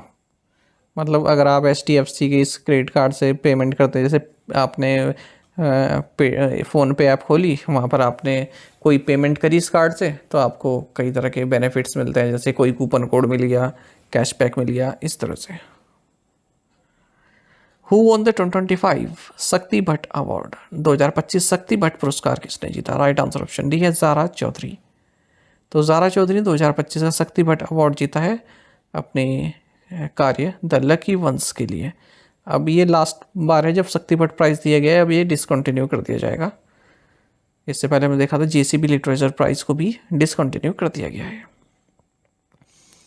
इस अवार्ड को 2008 में इसकी शुरुआत की गई थी। सब कॉन्टिनेंट के जो राइटर्स हैं उनको दिया जाता है। The employees provident fund organisation has enhance the auto settlement limit for advance claims from 1 lakh rupees at present to what amount? कर्मचारी भविष्य निधि संगठन ने अग्रिम दावों के लिए स्वतः निपटान सीमा को वर्तमान में 1 लाख रुपए से बढ़ाकर कितनी राशि कर दी है? राइट आंसर ऑप्शन डी है 5 लाख रुपीज़। तो एम्प्लॉयज़ प्रोविडेंट फंड ऑर्गेनाइजेशन ने जो ऑटो सेटलमेंट लिमिट है एडवांस क्लेम्स के लिए, उसको 1 लाख रुपए से बढ़ाकर 5 लाख रुपए कर दिया है। तो जो ऑटो सेटलमेंट फैसिलिटी है कोविड-19 के दौरान लॉन्च की गई थी। तो देखिए, जैसे कभी इमरजेंसी हो जाए, मेडिकल इमरजेंसी हो जाए, एजुकेशन के संबंधित हो जाए, किसी को सर्जरी करानी पड़ जाए, तो जो एम्प्लॉई है वो अपने प्रोविडेंट फंड से पैसे पहले ही निकाल सकते हैं। ठीक है, तो 1 लाख रुपए तक की लिमिट थी, अब 5 लाख रुपए निकाल सकते हैं ऑटो सेटलमेंट, यानी कि बिना किसी मैनुअल वर्क के। यानी ऐसा नहीं है आपको ऑफिस जाना पड़ेगा, फिर वहाँ से साइन कराने पड़ेंगे, ऐसा नहीं। अगर आप एलिजिबल हैं तो ऑनलाइन आप उसमें जो भी एंट्रीज होंगी वो डालेंगे और यदि आप एलिजिबल पाए जाते हैं तो आपके अकाउंट में पैसा आ जाएगा। ठीक है, सब कुछ ऑनलाइन हो जाएगा, ऑटो सेटलमेंट हो जाएगा, ये मकसद है इसका। System automatically processes claims without manual checks, ensuring transparency, speed and minimal delays. साथ ही हमें टेलीग्राम पर जरूर ज्वाइन करें। करंट अफेयर्स फंडा नाम से हमारा टेलीग्राम चैनल है। Thank you guys.